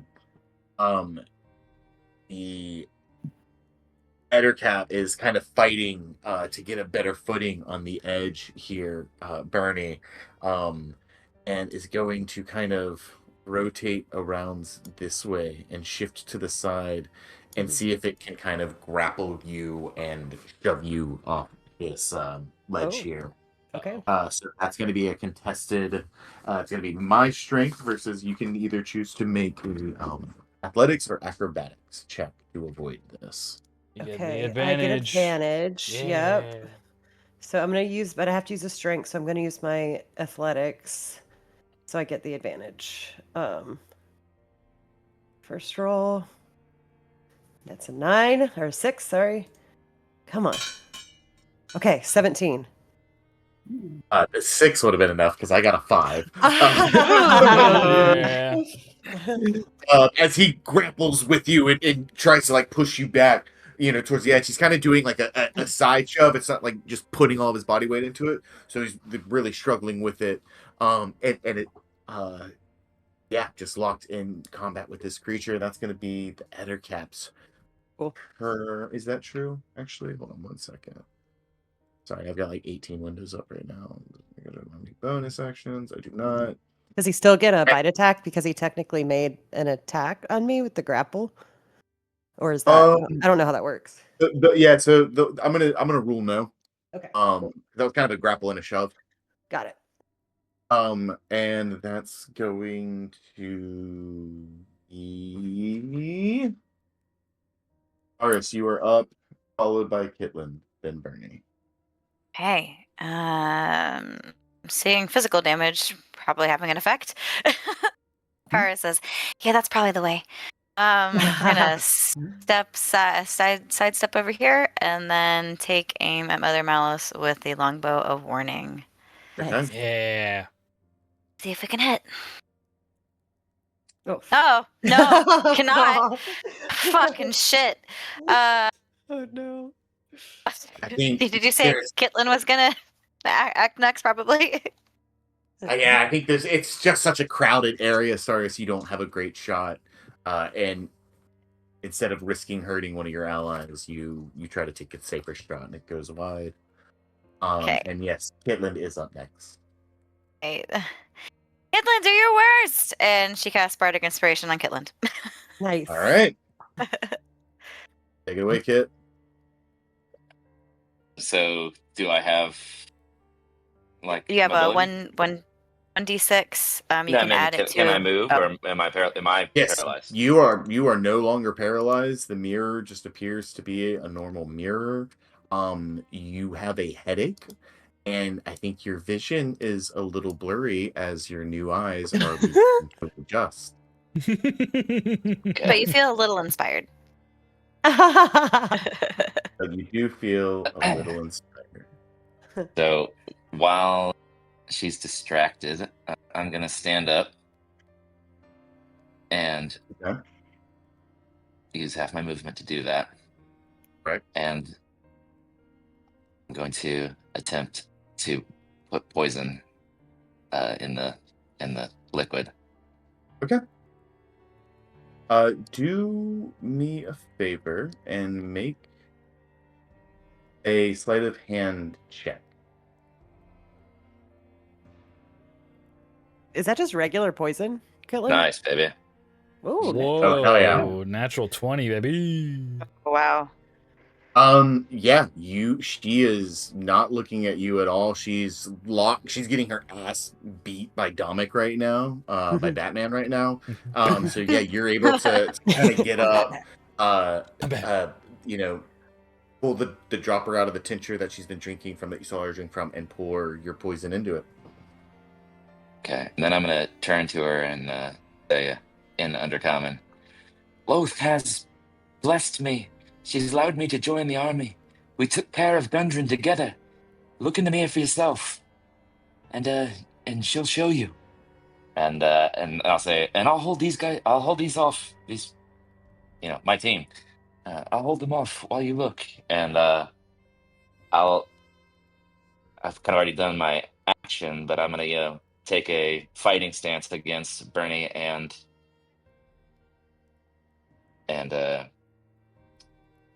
Dominic. I guess I can't take her space, but I need to get out of the way of the chair, so I'll go to here and pretend to fight. Yeah, boy. Okay. Put And up your then dukes. I'm gonna Put up your dukes, and young man. I'll have Hamlet join me in the fight against this as I turn into a Spider-Man. Okay. And you are attempting to persuade her to look at the mirror? To drink her thing and look into the mirror and find out that Lolth and I have killed Gundren together, and then she has blessed me to join the ranks of the Spider Army. Okay, and what are you doing with the poison? Poison is already in her drink on the vanity. Okay. Looking at the mirror is not necessarily ensure. Are you trying to convince her to drink the stuff, or are you trying to convince her to look at the broken mirror? 'Cause I think those are two different things you could try to convince her to do. I thought she had to drink it to look in the mirror. No, not necessarily. It's more like she's getting high and like talking to her god mirror. It's not necessarily that like the two are connected. So I just wanted to make that clear. Okay. You know what I mean? It's like one is like making the other better. So it's possible. I guess I'm kind of just It- hoping that she will drink, and I'm trying to convince her to look in the mirror and see for herself. Okay. With the hope that she drinks first. Well, but so they're not connected, though, is what he's saying. So you can either convince her to drink the thing, or you can convince her to look in the mirror. But she's not going to. But I don't know how I'm going to in battle convince her to drink a thing. So I'm just going to hope that she drinks the thing, because that's what she's been doing. Because it'd be really weird to just say like, hey, drink this. Are you like presenting like the tincture to her as you're saying like speak to her for yourself, like here's your tincture, and okay, and gesture at the tincture. So here's what I will say: you can make me a persuasion check with advantage because you have the like you are Lolth touched and you're putting on this kind of whole show for her. You can roll with advantage. However, if you get I'll say with a 10 or higher, she'll look into the mirror and discover whatever she discovers by looking into the mirror. If you get a 15 or higher, the handing off of like the tincture, combined with all of that, she will kind of see that as like a reprieve from the stress of this battle and drink from the tincture before communion. And I would have made that higher, but because you're trying to do it in a subtle, like subterfuge way, I'm lowering the DC. Okay, I'm gonna go ahead and add my bardic to this, regardless of how it goes. Okay, great. So I'll start with that, and you get advantage on the roll as well. But yeah, go ahead and roll the bardic to see what we're adding on top. Thanks, 3. Come on, baby. Okay. It's performance, you said? Persuasion. Persuasion. Okay. Come on. Come on, baby. Right here. Oh. Golden Diamond? No. No. A golden die is not worth poisoning her. And one in this situation, point of order, do any of us know that, like, at this point, all of us think he's on to the other side. So he's been weird, yeah. So like at this and point, Spider-Man. So and he's turning into a spider. Dominic, I will say this: he's taking a threatening position against you. Okay, is what it appears. Okay. Kitlin. We don't want to use the golden die. Are we going to use it at all during this game? We're not. This is a boss battle. I'm not like we gotta save that. I think. For, Yeah. like, death or like something super serious. Is my vote on that. I mean, I'm attempting to kill her. I don't think poison. How do you know that it'll kill her? The poison's gonna kill her. Yeah. I don't think the poison's gonna kill her. It's just regular poison, right? I mean, it's like the super special poison I got from the tree people. But we don't know what it'll do. No, but it's. She said if they drink it, it's bad news. But it's not something I could mix into a arrow. That's just too risky. I think. I don't know. I'm not. I'm gonna vote no. Yeah, I think so. Yeah. Sorry, Kitlin. Okay. Yeah. With such a low persuasion roll, Kitlin, he takes the vial and smashes it on the ground and says, "Learn your place, little one. Kill them! And then we'll see if you are lucky enough to survive what comes next."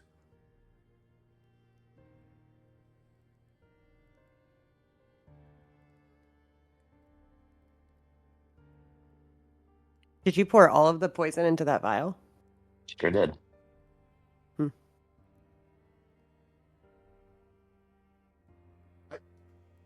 I will say you have 3 charges of the poison, Kitland. You have 2 left. Nice. Thanks, DM. Yeah, thanks, DM. It was a small, little fragrant bottle. Like, yeah. Yeah, I cool. may come to regret that, but you have to jump through a lot of hoops to get it off. So I'll say you have 2 more charges of that poison. But it does look like you might not be able to trick her into drinking it during this fight. At this point. At this point, Unless you just like hold it down and force feed it to her.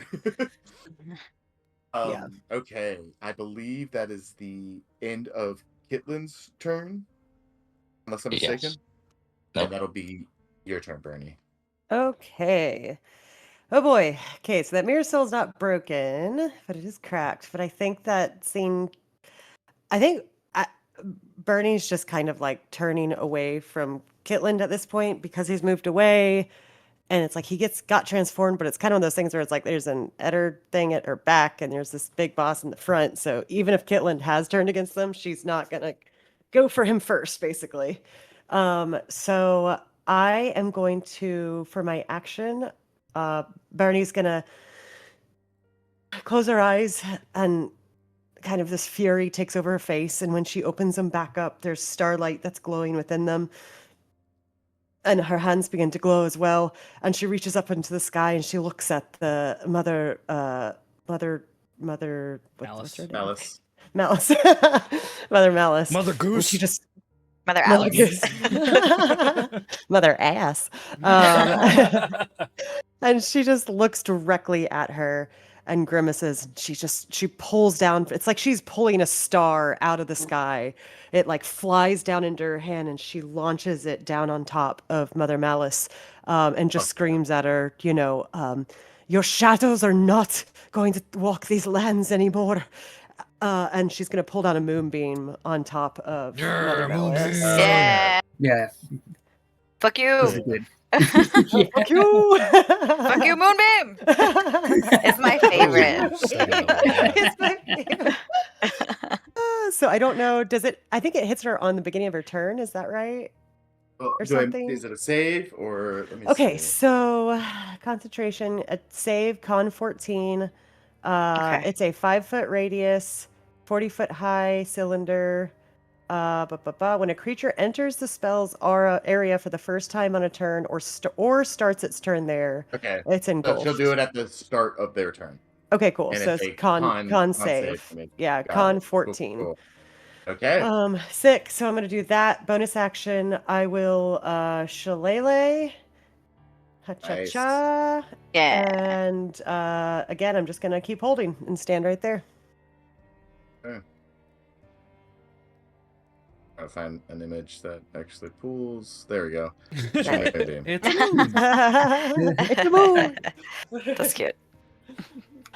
Feel Okay. wrath of the Minions. We steal that- the moon. All right. Con save for Mother Malice. Yes, 14. That is a 13. Let's go. Yeah. Okay, so that's 2d10. Oh hell yeah. Oh shit! Let's go. 14. Hell Yeah. Good 14 radiant damage.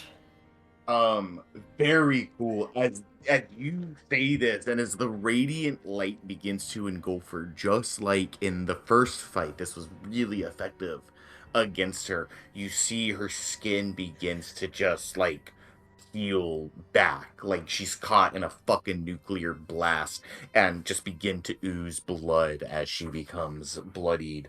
And she is going to. She's gonna look at you, Bernie, and dish it back out to you, I think. You see as the radiant light begins to peel her skin away, her eyes go black as she begins chanting beneath her breath. And I am going to need you to make a wisdom saving throw, Bernie, Hey. as she attempts to reach out, touching you, bestowing a curse on you. Ah, shit. Okay. Come on. Okay, dirty 20. There we go. Nice. There we go. Yes.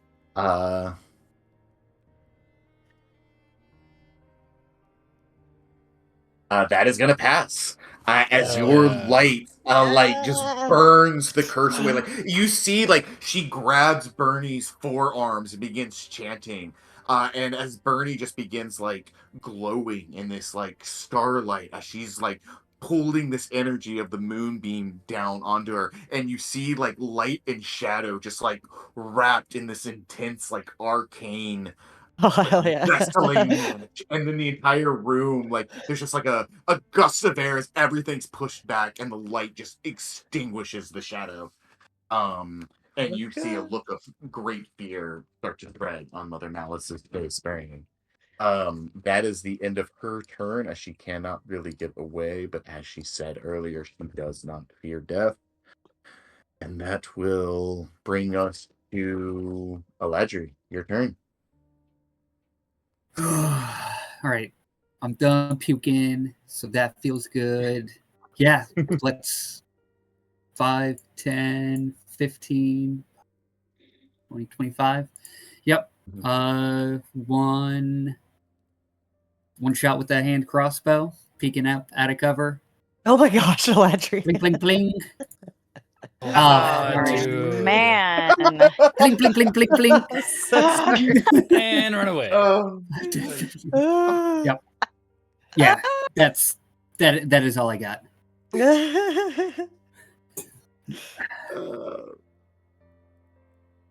Aladri's just crying and sucking. Yeah.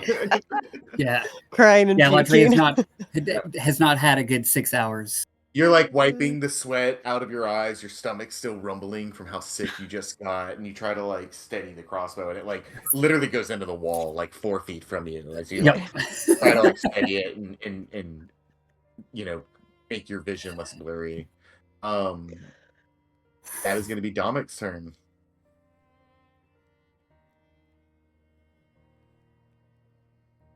And so you said she's bloodied, right? He's looking pretty bloodied now that Bernie's radiant moonlight is like peeling her skin off. Yeah. Ugh. Domic is not sure what Kitland is doing, and so he's taking it.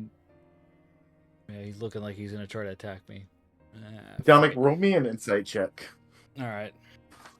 As you like look down at Kitlin and have this kind of like, the fuck, man, like I should say too, A 12. you know, that Pamela is also pretending to fight you too.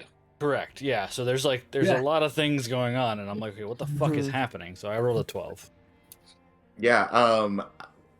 Now I will say Kitlin rolled pretty bad for his persuasion against Malice. So seeing this moment where she like kind of lashes out at him and treats him like an inferior, I think there's a moment there where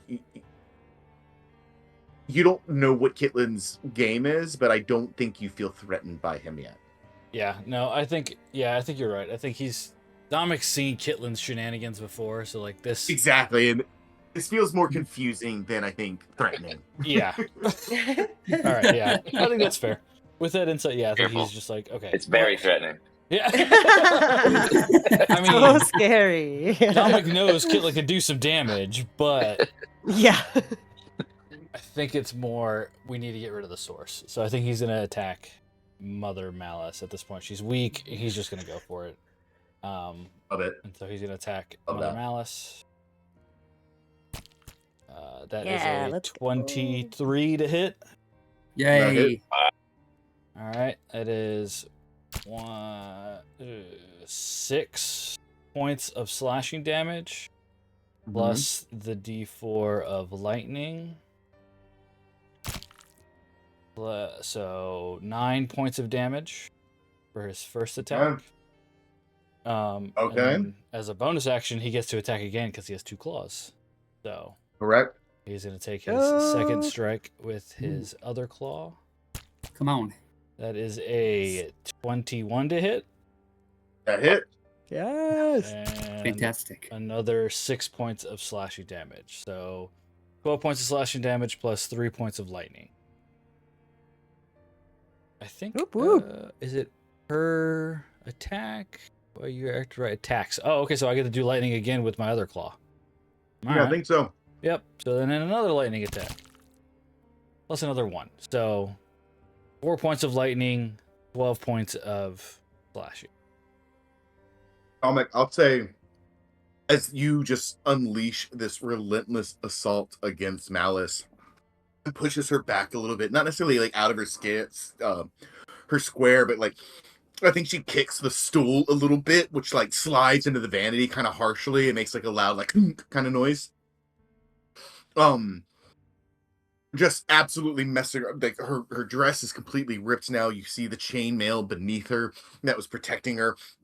Just slashes. You catch her across like the cheek. Part of her like eyelid is like hanging low now.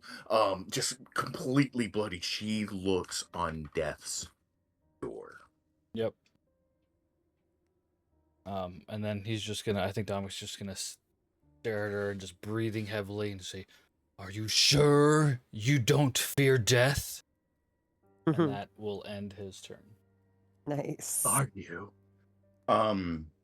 You hear her say under her breath, as she may not fear death, but she fears you. That'll bring us to Staris's turn. No, that is the Ettercap's turn, I believe. Which is going to attempt to try to stop you, Dominic. Okay. By Mhm. doing a thing. Doing a thing. Doing a dance. Doing a dance, making a little bit of love. Get down tonight.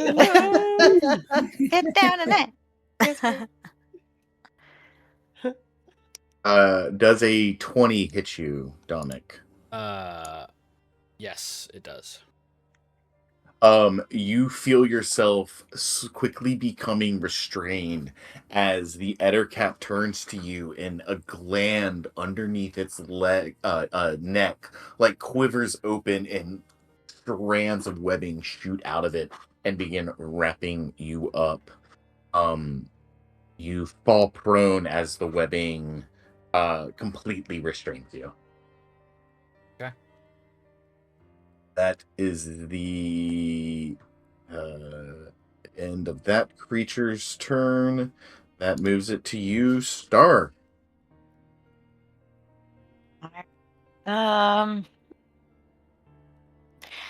Okay, let's try this one more time.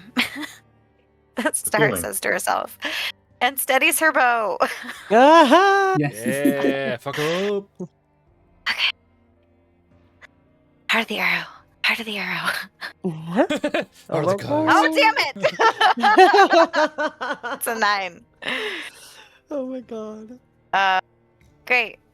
Hi, Bernie. Oh my And Bernie gets God. bardic inspiration. Yeah. Thank you. You're welcome. Yep. That's my turn. Okay. Yeah, you just hear as like an arrow like flies past all of you, collides into the wall just behind Malice, and you just hear fuck. Like came behind you. Staris and Eladri will bond over this later. Yeah. There's like a pile of scattered arrows. Just like, Right, and just as like, Oh my god. and I think a We're big gonna part of it too is trauma that bond. like Yeah. Kitland and Pamela are like getting weirdly aggressive and kind of in the way, and Right. Dominic is just like all over her, and Bernie's like with her own fight. You're trying to see through it and through the darkness, and it's just, you know, and there's just flashing lights and shadow, you know, clashing of powers. It's just a chaotic scene, and you don't have any good shots.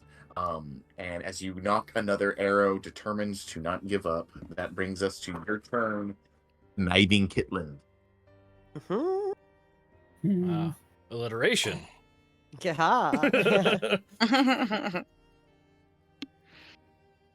All right, we'll do this the old-fashioned way. I'm gonna hop on to Pamela using half my movement, and I'm gonna cast Zephyr Strike, Oh yeah.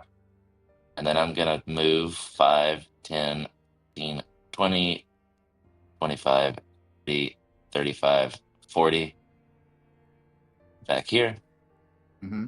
and I will. I did not mean to do that. I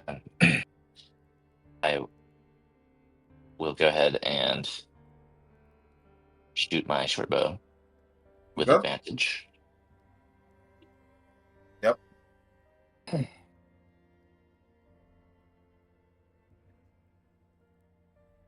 Nice. Nice. Nice, nice, nice. So that'll be 18 will do it. 18 to hit. All right, so then I will do 8 damage plus 1d8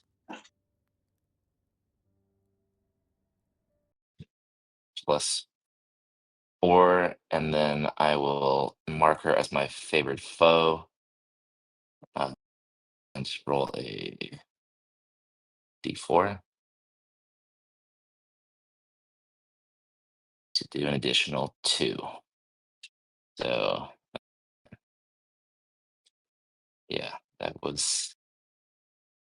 Boy, it didn't show up in the thing, did it? It sucks. Did not. Um, I so believe you. God What'd you damn it. get?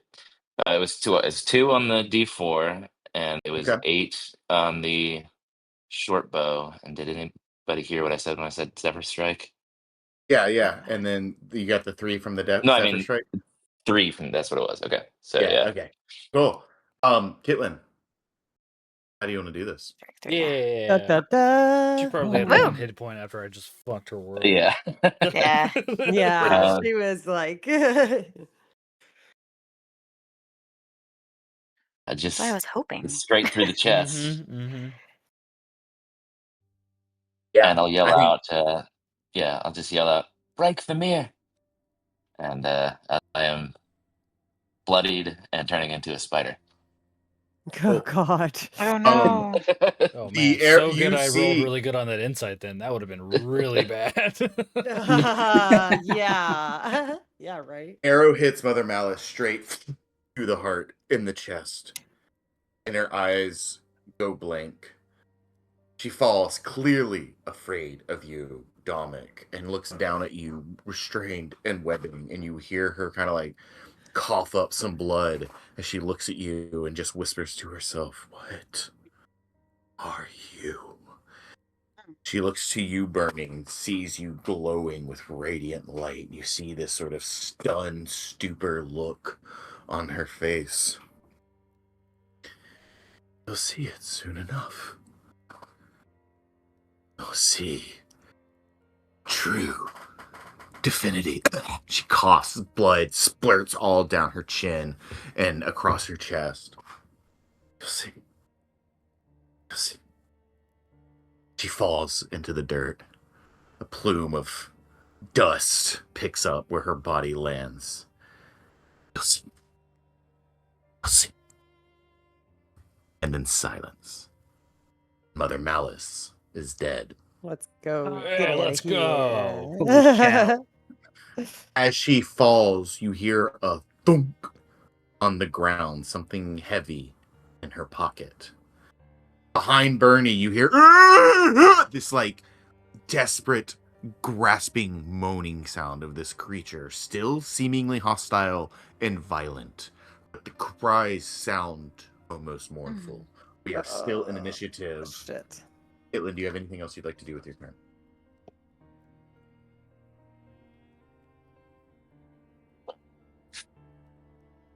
Pretty more feet of movement, but I think I'm good right now. Yeah, I'm good. Bernie, you're up. Oh, okay. Seeing her fall. Um, gosh, I think Bernie like whips around and like everything in her is telling her to relocate this moonbeam and destroy this monstrosity behind her. But when she hears the moan and the scream, she kind of like pauses for a little bit. Did we all hear the thud from Mother? Yeah, I think it made like a loud echoing sound in this chamber. Okay. I can't do it. This is Tharden. She's turned them into this monster. Is there something on her person that could help us? Change him back. Bring him back. And yeah, I think I'm just gonna. Oh man, I think I am going to use.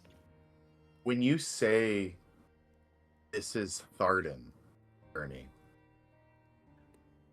the monster goes still. Ooh.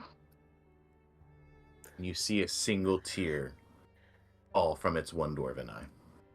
Oh. Tharden, can you hear me? Can you understand me? Are you still in there?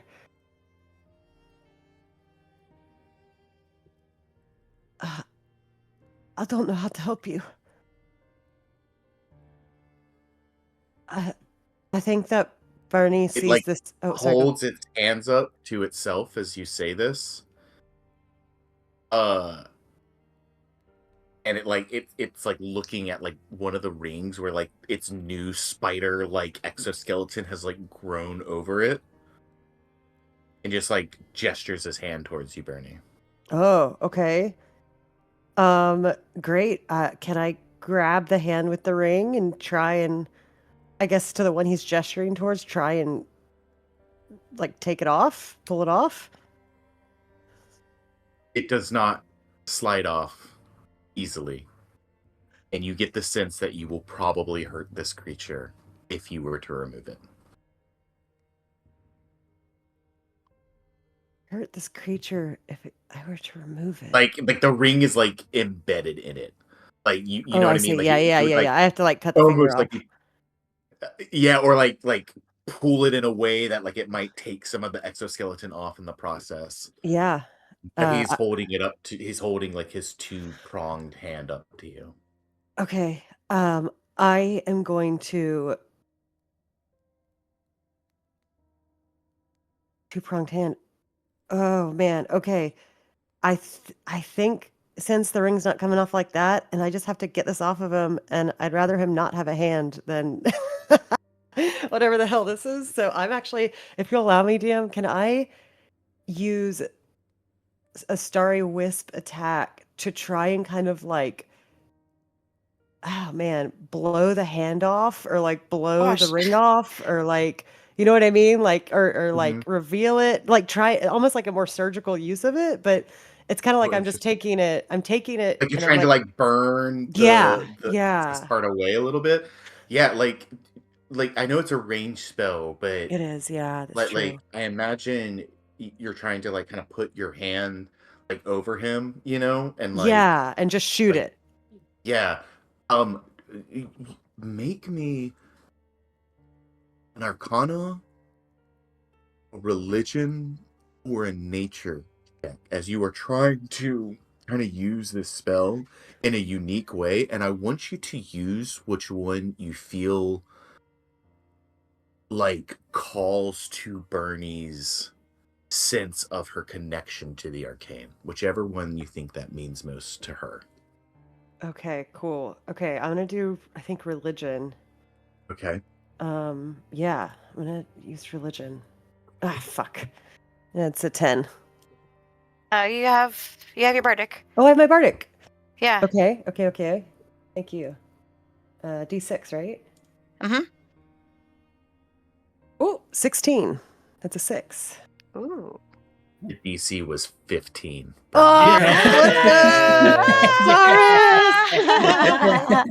Yay! Bardic. Move Daisy up. Oh, sorry. Here, That's okay. this creature like start to groan a little bit, but it's not like it's more like a you know, like it burns a little bit, but you're not causing this thing severe pain as you feel your spell begin to like heat the ring up in a way that allows it to kind of slide smoothly off of one of the claws, and it drops eventually into your hand. And the beast regards you, the creature regards you, Bernie, looks at your companions, and then just begins to run. Oh, Oh. aw, buddy. I'll call after him. I'll give it to him. I'll give it to Gundren. It like makes it to the end of this hallway, which Kitlin and Staris you can now see is just choked with webbing that this Ettercap kind of moves quite deftly through, and it stops at like the beginning of the curtains of webbing as Bernie calls out to it, and then just disappears in the shrouds. He's And we here. are now out of combat. Oh, Nice. Holy shit. Oh, jeez. gosh. Wow. I think Bernie's gonna drop her moonbeam. It just like slowly fades away over Mother Malice. And she's just gonna grip the ring really tightly in her hand and turn back to everybody. Is everybody okay? Yeah, at this point, I think Dominic's going to drop his form, kind of go back to his normal human form, and start pulling off all the webbing. Yeah, it was Ma. touch and go there for a second. I think we survived. Still breathing. Did you all hear that I've been weird I think I'm gonna fall thump? off of and start panicking, looking through for med stuff. Oh. Anything happening to me? Oh. Do I have Kitlin, hands?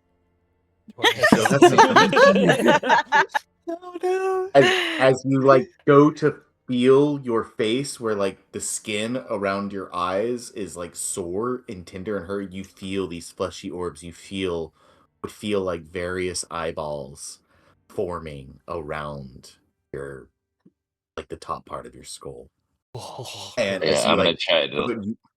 you realize that like your vision now, like it feels like there are things that seem really close and seem things that you almost have like a telescopic view of, and it's almost giving you a headache as you're still adjusting to it. But other than these new eyes and this weird kind of headache you have and the weird kind of blurry vision you're dealing with, nothing else is changing as far as you can tell. I'm gonna try to whimper out, just please break the mirror, please God, break the mirror. Stars looks away from the mirror and stabs it with her dagger like a few times. It's just a mirror, and with very little effort, Stars, you are able to shatter it. It's broken.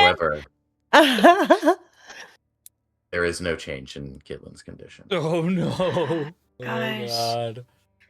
I guess Oh, we're still Bernie, going. We're gonna go to that temple again. Yeah. Okay. What does she have on her? And Stars starts looking through Mother Malice's things to see if there's anything there. You find a few more of those same like glass bottles of tinctures, although these appear to be empty. You feel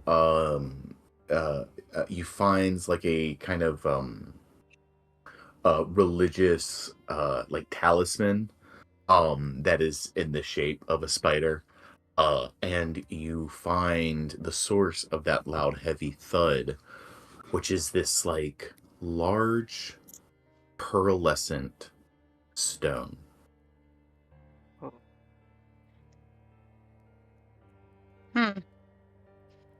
And Eladri, as you see Staris produce this large pearlescent stone, you think back to the door into the hallway. And while there was no keyhole or doorknob, you do remember seeing an indentation near the foot of the god where other people were making these like donations and these gifts and these effigies about the same size as this stone that Staris just produced. Might not exactly be a key, but I think I know where that might go. Oh, really? Yeah. There's a absolutely beautiful door up at the top of the stairs. While I was hiding tactically there, I noticed it.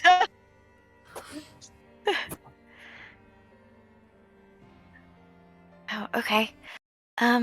Here, let's check on Kitlin, and then maybe we can make our way there. Let's see. I guess, let's see. Empty vials, spider talisman, pearl object. Pearlescent Okay. stone. Pearlescent stone. About the size of a cantaloupe. I can't spell pearlescent. Yeah, I think Cyrus takes the Spider-Man talisman. Spider-Man. Spider-Man Spider-Man. talisman. Yes. Yeah. Let's make Kitlin Spider-Man. Yeah. Already got a Batman.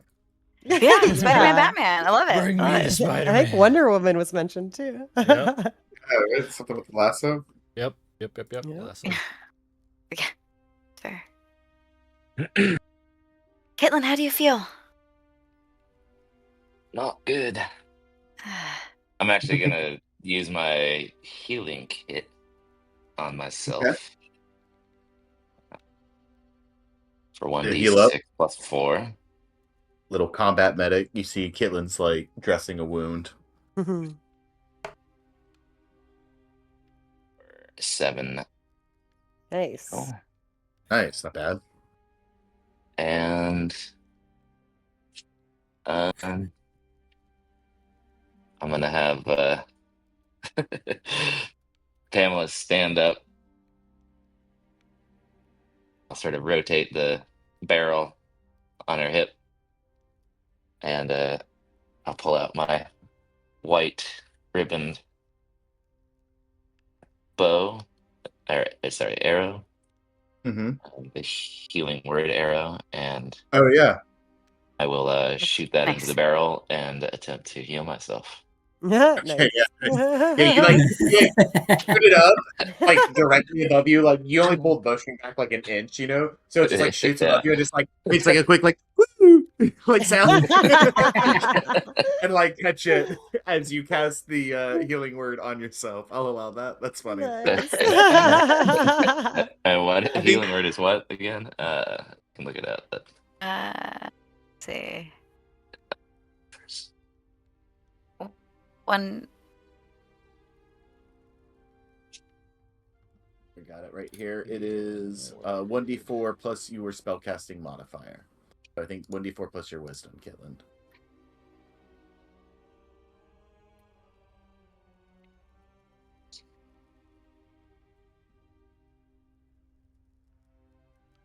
it's an additional 4.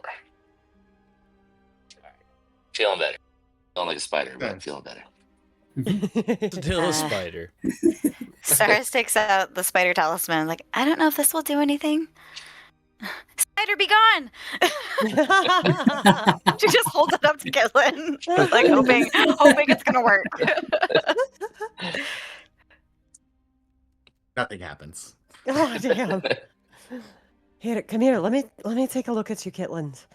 And Bernard's just gonna kind of walk up and kind of cup your face a little bit, if you'll allow it, and kind of look at you like, you know, like a mom looks at a kid when they're sick, you know, like turning your face to and fro. Do I glean, like, have I seen this before? Is there any remedy that we can make to stop this? Or I guess I'm just trying to figure out more about what happened. Roll me, I'll allow, I think, Arcana or religion check for this. Okay, cool. Can I help and just help look at him? Sure. Sweet. Do we get advantage with stars helping? Yeah, either Cyrus can make a roll or Bernie, you can roll with advantage. Bernie, roll advantage. Okay, cool. Ooh, awesome. So 17 plus, this is religion plus 2, so 19. Say, And ah. I guess I can, to assist her, I can say, I talked with Lolth, the spider god, and she's done this to me. Well, why the hell did you do that, Caitlin? Yeah, what was going on? Wasn't on purpose. Bernie, I think you recognize this as a curse. And you get the sense that, much like the first wizard skull that Staris has added to her inventory, something like a remove curse spell might be strong enough to affect this. Barring that, going to like a temple and visiting a priest might also be the way. But yeah, this is essentially an act of divine intervention. Okay. Sweet. Caitlin, I'm not sure that there's anything I can do about this. And I'm not sure Staris either. I don't think any of us can touch this. You've been cursed. We're gonna have to find you somebody that can lift it. A feeling towards my my teammates here. Angry? What'd you say? I'm asking. You? Yeah. Am I feeling any certain way towards? Do I feel exactly like myself, or? Yeah, so Aside far, from the all ice. this appears to be like, yeah, just like a kind of a weird thing you're dealing with. There's a bit of a headache. There's a bit of blurry vision. You are still very much you, but you have been deformed. So this may affect persuasion checks, intimidation checks in the future. That you make. There may be some, you may be shunned by certain people where you go looking the way you do. So there may be some unforeseen consequences and maybe even effects of this. But as of right now, it's kind of like oh my God, how bad is it? And, like half your head has blown off. But other than that, you seem okay, right? So it's kind of one of those things where, like, something has happened to you. It's affected you physically, but, you're not like feeling like rage. You're not hearing like crazy whispers in your head. Nothing like that. You are still villain, but you have been physically altered in this interaction with a god. Which side of his face?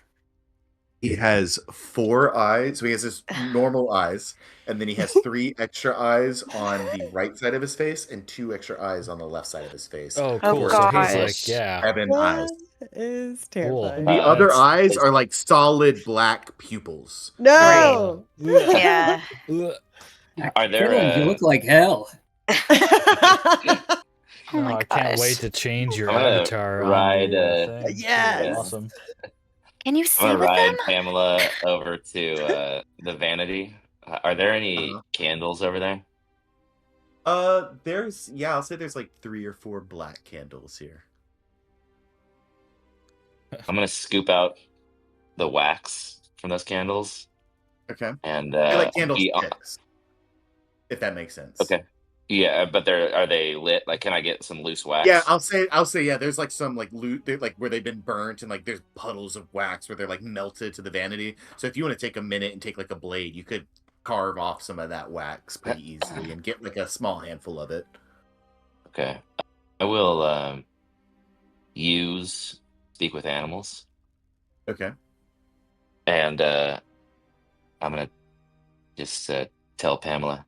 All right, Pamela, you're gonna be my eyes and ears from here on out. And I'm gonna put wax in both of my ears and pull my hat over all of my eyes, because I'm afraid that Wolf. And I'll say to the group, she might be looking through my eyes now, and I don't want to give up our position. So just lead Pamela. And yeah, I'm gonna blind and deafen myself. Okay, you are blind. All right. Wow. Caitlin, as you are now relying on Pamela to be your ears and eyes. This happens with every single one of my Beastmaster Rangers. They go blind, and then they use their animal companion as their eyes. It happens. That's amazing. That's awesome. Hey, I suppose that's not a bad idea. Although, we are already being watched, I feel like, by all these other spiders. I don't know. Yeah, Bernie's just talking at you. Caitlin? To be fair, Bernie, It seemed like Malice was using the mirror Yeah, to okay. watch you through the eyes of the spiders. Now with Malice dead and the mirror destroyed, who knows how effective that network is, if that network is still being used, if that network can be accessed by other means. But Okay, from what cool. you've, learned of it, you may have put an end to that. Yeah. Okay. Awesome. Oh, right. All right. Well, Well, that was interesting. Eladra, you said you might have a way to open the door down the way? Yeah, up the stairs, there's We found this another orb. door, and this orb might be the way through it. Here, I'll show you. Yeah, let's look at this door. You all see the same door that Eladri saw, the same depiction of a god figure being worshipped by a bunch of different people. Some type of magical energy being siphoned off of this god figure, being given to the crowd that was there gathered to worship him. And as they are receiving that magical power, you see those same scenes of people being healed, people receiving food and water, people getting homes, and all these other just great boons that are being received. And you see that same indentation in the center that seems to match roughly the shape and size of this strange stone Staris has found. does this Ellie? really quickly before we put that in, Yeah, does this yeah. DM, does this remind me of anything that I heard from that druid camp when they were talking about like a being of light once walked this earth? Just like that sowed the seeds for the astral trees, like blah blah blah. Like, does any of that like resonate in this imagery, or is this a totally different story? Roll an insight check. Yeah, Ernie? I was gonna see, does this look like anything I've ever seen from maybe my past or anything like that? Roll a history check, Dominic. I rolled a 16 for insight. This sounds pretty good, Bernie. On a Really? 16, Damn, that's this is your first time seeing anything like this, Dominic. There's Fuck it. nothing. I can from your fuck shit up studies. with my claws. I don't care. I don't care. Bernie, the way this being of light was described, it was described as like giving its gift through like planting seeds in the soil. And there was like a bounty that could be harvested. As you study this picture, it looks like this god's power is being like siphoned out of it. Like it's being taken. It's not a gift that's being given. So there's nothing on the artwork that seems to indicate it's the same god. There's nothing that seems to indicate this is a being of light, especially because you see like the jewelry it's wearing and like the fancy vestments and adornments it has. And with the 16, I think you even hope that it's not the same, because as you see that, even though it seems like a happy painting and like a beautiful, a miracle is happening, there's something about it that seems off to you. It's that siphoning of energy and sharing it that just resonates in a weird way with you. DM, and before everybody puts this in the door, does the pearlescent ball give off the same sheen as Ethereum? Roll me an insight check, Dominic. I wonder if that is what's going on here. That they're siphoning divinity out of things with Ethereum. Fuck! No, it's just a shiny ball. Fuck this shit. Huh, I wonder too, Dominic. Yeah. Huh. Yeah, I'll say that out loud. Of like, maybe this is Ethereum. They're siphoning off divinity. Maybe that's what's going on down there. So they're just using it as a conduit. I will also allow Staris and only Saris to make an insight check as well. Let's go. Cool. She's cradling it And- with her mage hand. And Kitlin, you can do it as well. Ooh. No whammies. 18. Hey, Stars. Hey. Good job. Hey, Yeah. Stars. Yeah, good job. Kitlin, did you hear that? Are you Yeah, there? I'm going. Okay. Hey. Spider-Man, Spider-Man. 19. Ooh. As Hey. you suggest this and you stare at this kind of pearlescent stone, the stone quote unquote key that you think you have does not look anything like the small like shard of raw Ethereum that Ierno showed you guys. But there is something about it that seems unique, and as Dominic posits this, Ernie and Kitlin, the reason I let you guys rule as well is because you guys have discovered magical artifacts found in these mines. Ernie, you've got the brooch, and Kitlin, you have the boots of springing and striding, right? Stars or me? Me? I Well, think, you have the sorry, brooch. Staris. I think. Staris has Okay. Okay. Oh, well, no, Bernie has the brooch. No. Yeah, Bernie has a brooch. I do. Yes. Okay. Yep. So sorry, I remembered Saris, but I'm going to use Saris's role anyways, and it doesn't matter because Kitlin got high. But I think as Dominic pauses it, you look at the stone, and it doesn't look like the same Ethereum that Ierno had.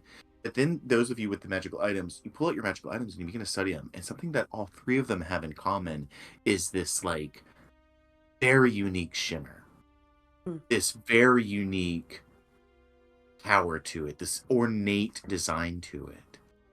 And you think of the forge and the billows and the broken workshop and the spider mirror that you just destroyed and how the workshop was destroyed. And if the last person to use it wouldn't want anyone to use it again, then they must have discovered it after the fact, because remember that room was protected when this room was sacked. So you start to realize the brooch was a gift from this forge. You know that from Dominic's vision. That brooch was made with silver, diamonds, and raw Ethereum. The boots were made with metal and elements of raw Ethereum. That's what gives them their enchantment that has lasted this long. You get the sense that this stone, this doorway, while it's not visible and maybe couldn't be extracted from it, in its construction, Ethereum was probably an ingredient used. That mirror that you just destroyed, that was probably the last thing ever created from this forge when the Drow moved in, before they destroyed it so nobody could follow in their footsteps. Interesting. And as you hold that stone key in your hand and as you look in the door, you realize this great question, this powerful ancient source that has been causing problems for several centuries, must be beyond this door. Oh shit. And that is where we're going to end tonight's session. Yeah. Oh, my goodness.